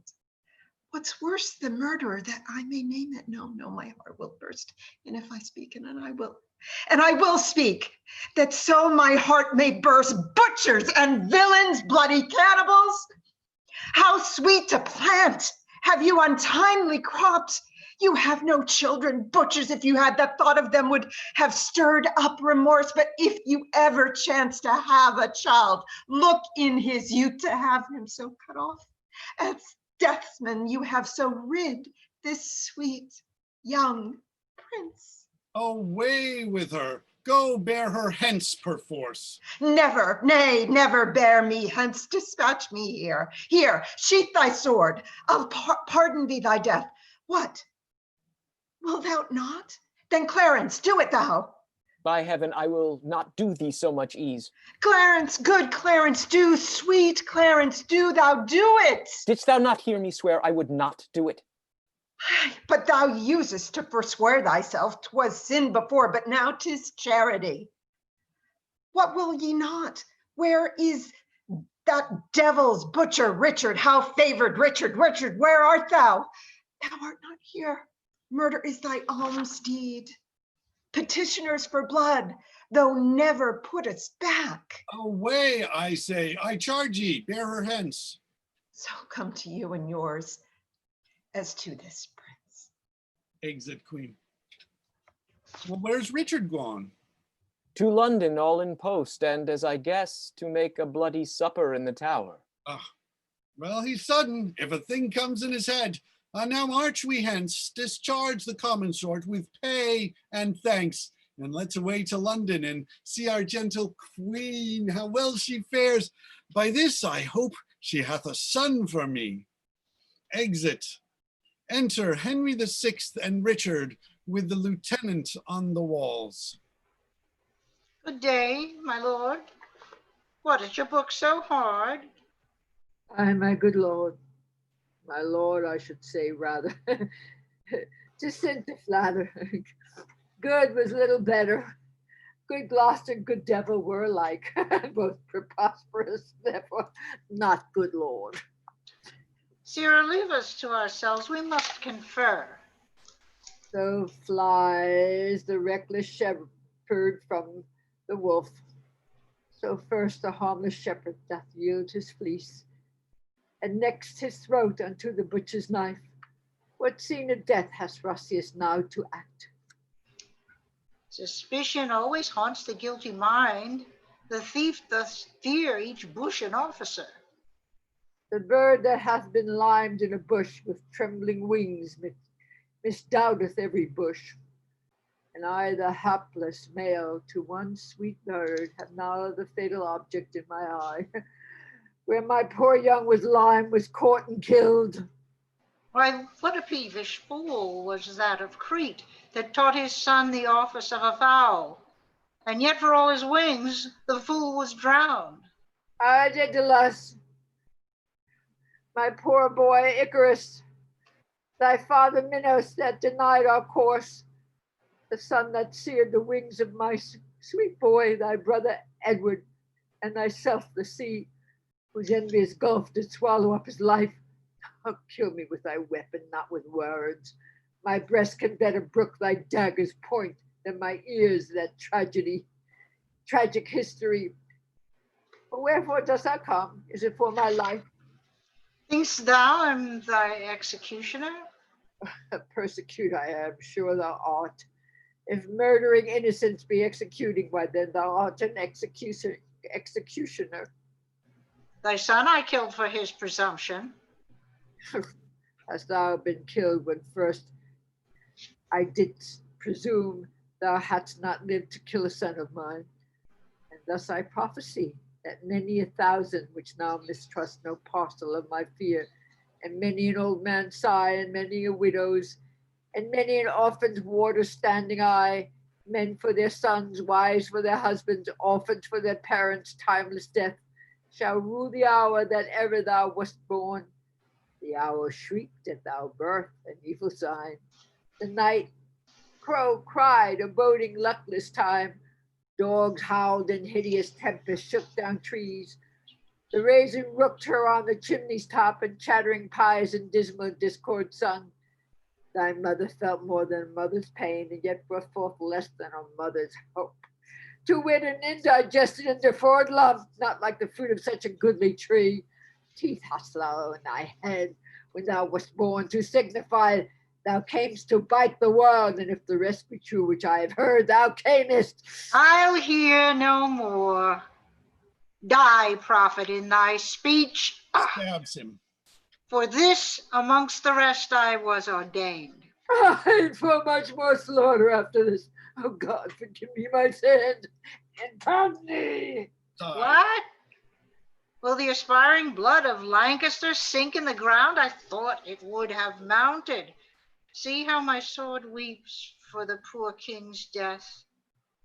Oh, may such purple tears be always shed from those that wish the downfall of our house, if any spark of life be yet remaining, down to hell, and say I sent thee thither. I that have neither pity, love, nor fear. Indeed, 'tis true what Henry told me of, for I have often heard my mother say, I came into the world with my legs forward. Had I not reason, think ye, to make haste and seek their ruin that usurped our right? The midwife wondered, and the women cried, Oh, Jesus bless us, he's born with teeth. And so I was, which plainly signified that I should snarl and bite and play the dog. Since then the heavens have shaped my body so, hell make crooked my mind to answer it. I have no brother, I'm like no brother, and this word love, which gray beards call divine, be resident in men like one another, and not in me. I am myself alone. Clarence, beware, thou keep'st me from the light, but I will sort a pitchy day for thee, for I will buzz abroad such prophecies that Edward shall be fearful of his life, and then to purge his fear, I'll be thy death. King Henry and the prince, his son, are gone. Clarence, thy turn is next, and then the rest, counting myself but bad till I be best. I'll throw thy body in another room and triumph, Henry, in thy day of doom. Exit. Flourish. Enter King, Queen, Clarence, Richard, Hastings, nurse, and attendants. Once more we sit in England's royal throne, repurchased with the blood of enemies. What valiant foemen, like to autumn's corn, have we mowed down in tops of all their pride? 3 Dukes of Somerset, threefold renowned for hardy and undoubted champions. 2 Cliffords as the father and the son, and 2 Northumberlands, 2 braver men ne'er spurred their courses at the trumpet sound. With them, the 2 brave bears, Warwick and Montague, that in their chains fettered the kingly lion, and made the forest tremble when they roared. Thus have we swept suspicion from our seat, and made our footstool of security. Come hither, Bess, and let me kiss my boy, young Ned. For thee, thine uncles, and myself have in our armors watched the winter's night, went all afoot in summer's scalding heat, that thou mightst repossess the crown in peace, and of our labors thou shalt reap the gain. Thou blast his harvest, if your head were laid, for yet I am not looked on in the world. This shoulder was ordained so thick to heave, and heave it shall some way to break my back. Work thou the way, and that shall execute. Clarence and Gloucester, love my lovely queen, and kiss your princely nephew brothers both. The duty that I owe unto your majesty I seal upon the lips of this sweet babe. Oh, thanks, noble Clarence, worthy brother, thanks. And that I love the tree from whence you sprangst, witness the loving kiss I give the fruit. To say the truth, Sir Judas kissed his master and cried all hail, when as he meant all harm. Now am I seated as my soul delights, having my country's peace and brother's loves. What will your grace have done with Margaret? Bernard, her father, to the king of France, hath pawned the Sicils and Jerusalem, and hither have they sent it for her ransom. Well, away with her, and waft her hence to France. And now what rests but that we spend the time with stately triumphs, mirthful comic shows, such as befits the pleasure of the court. Sound drum and trumpets, farewell, sour annoy, for here I hope begins our lasting joy.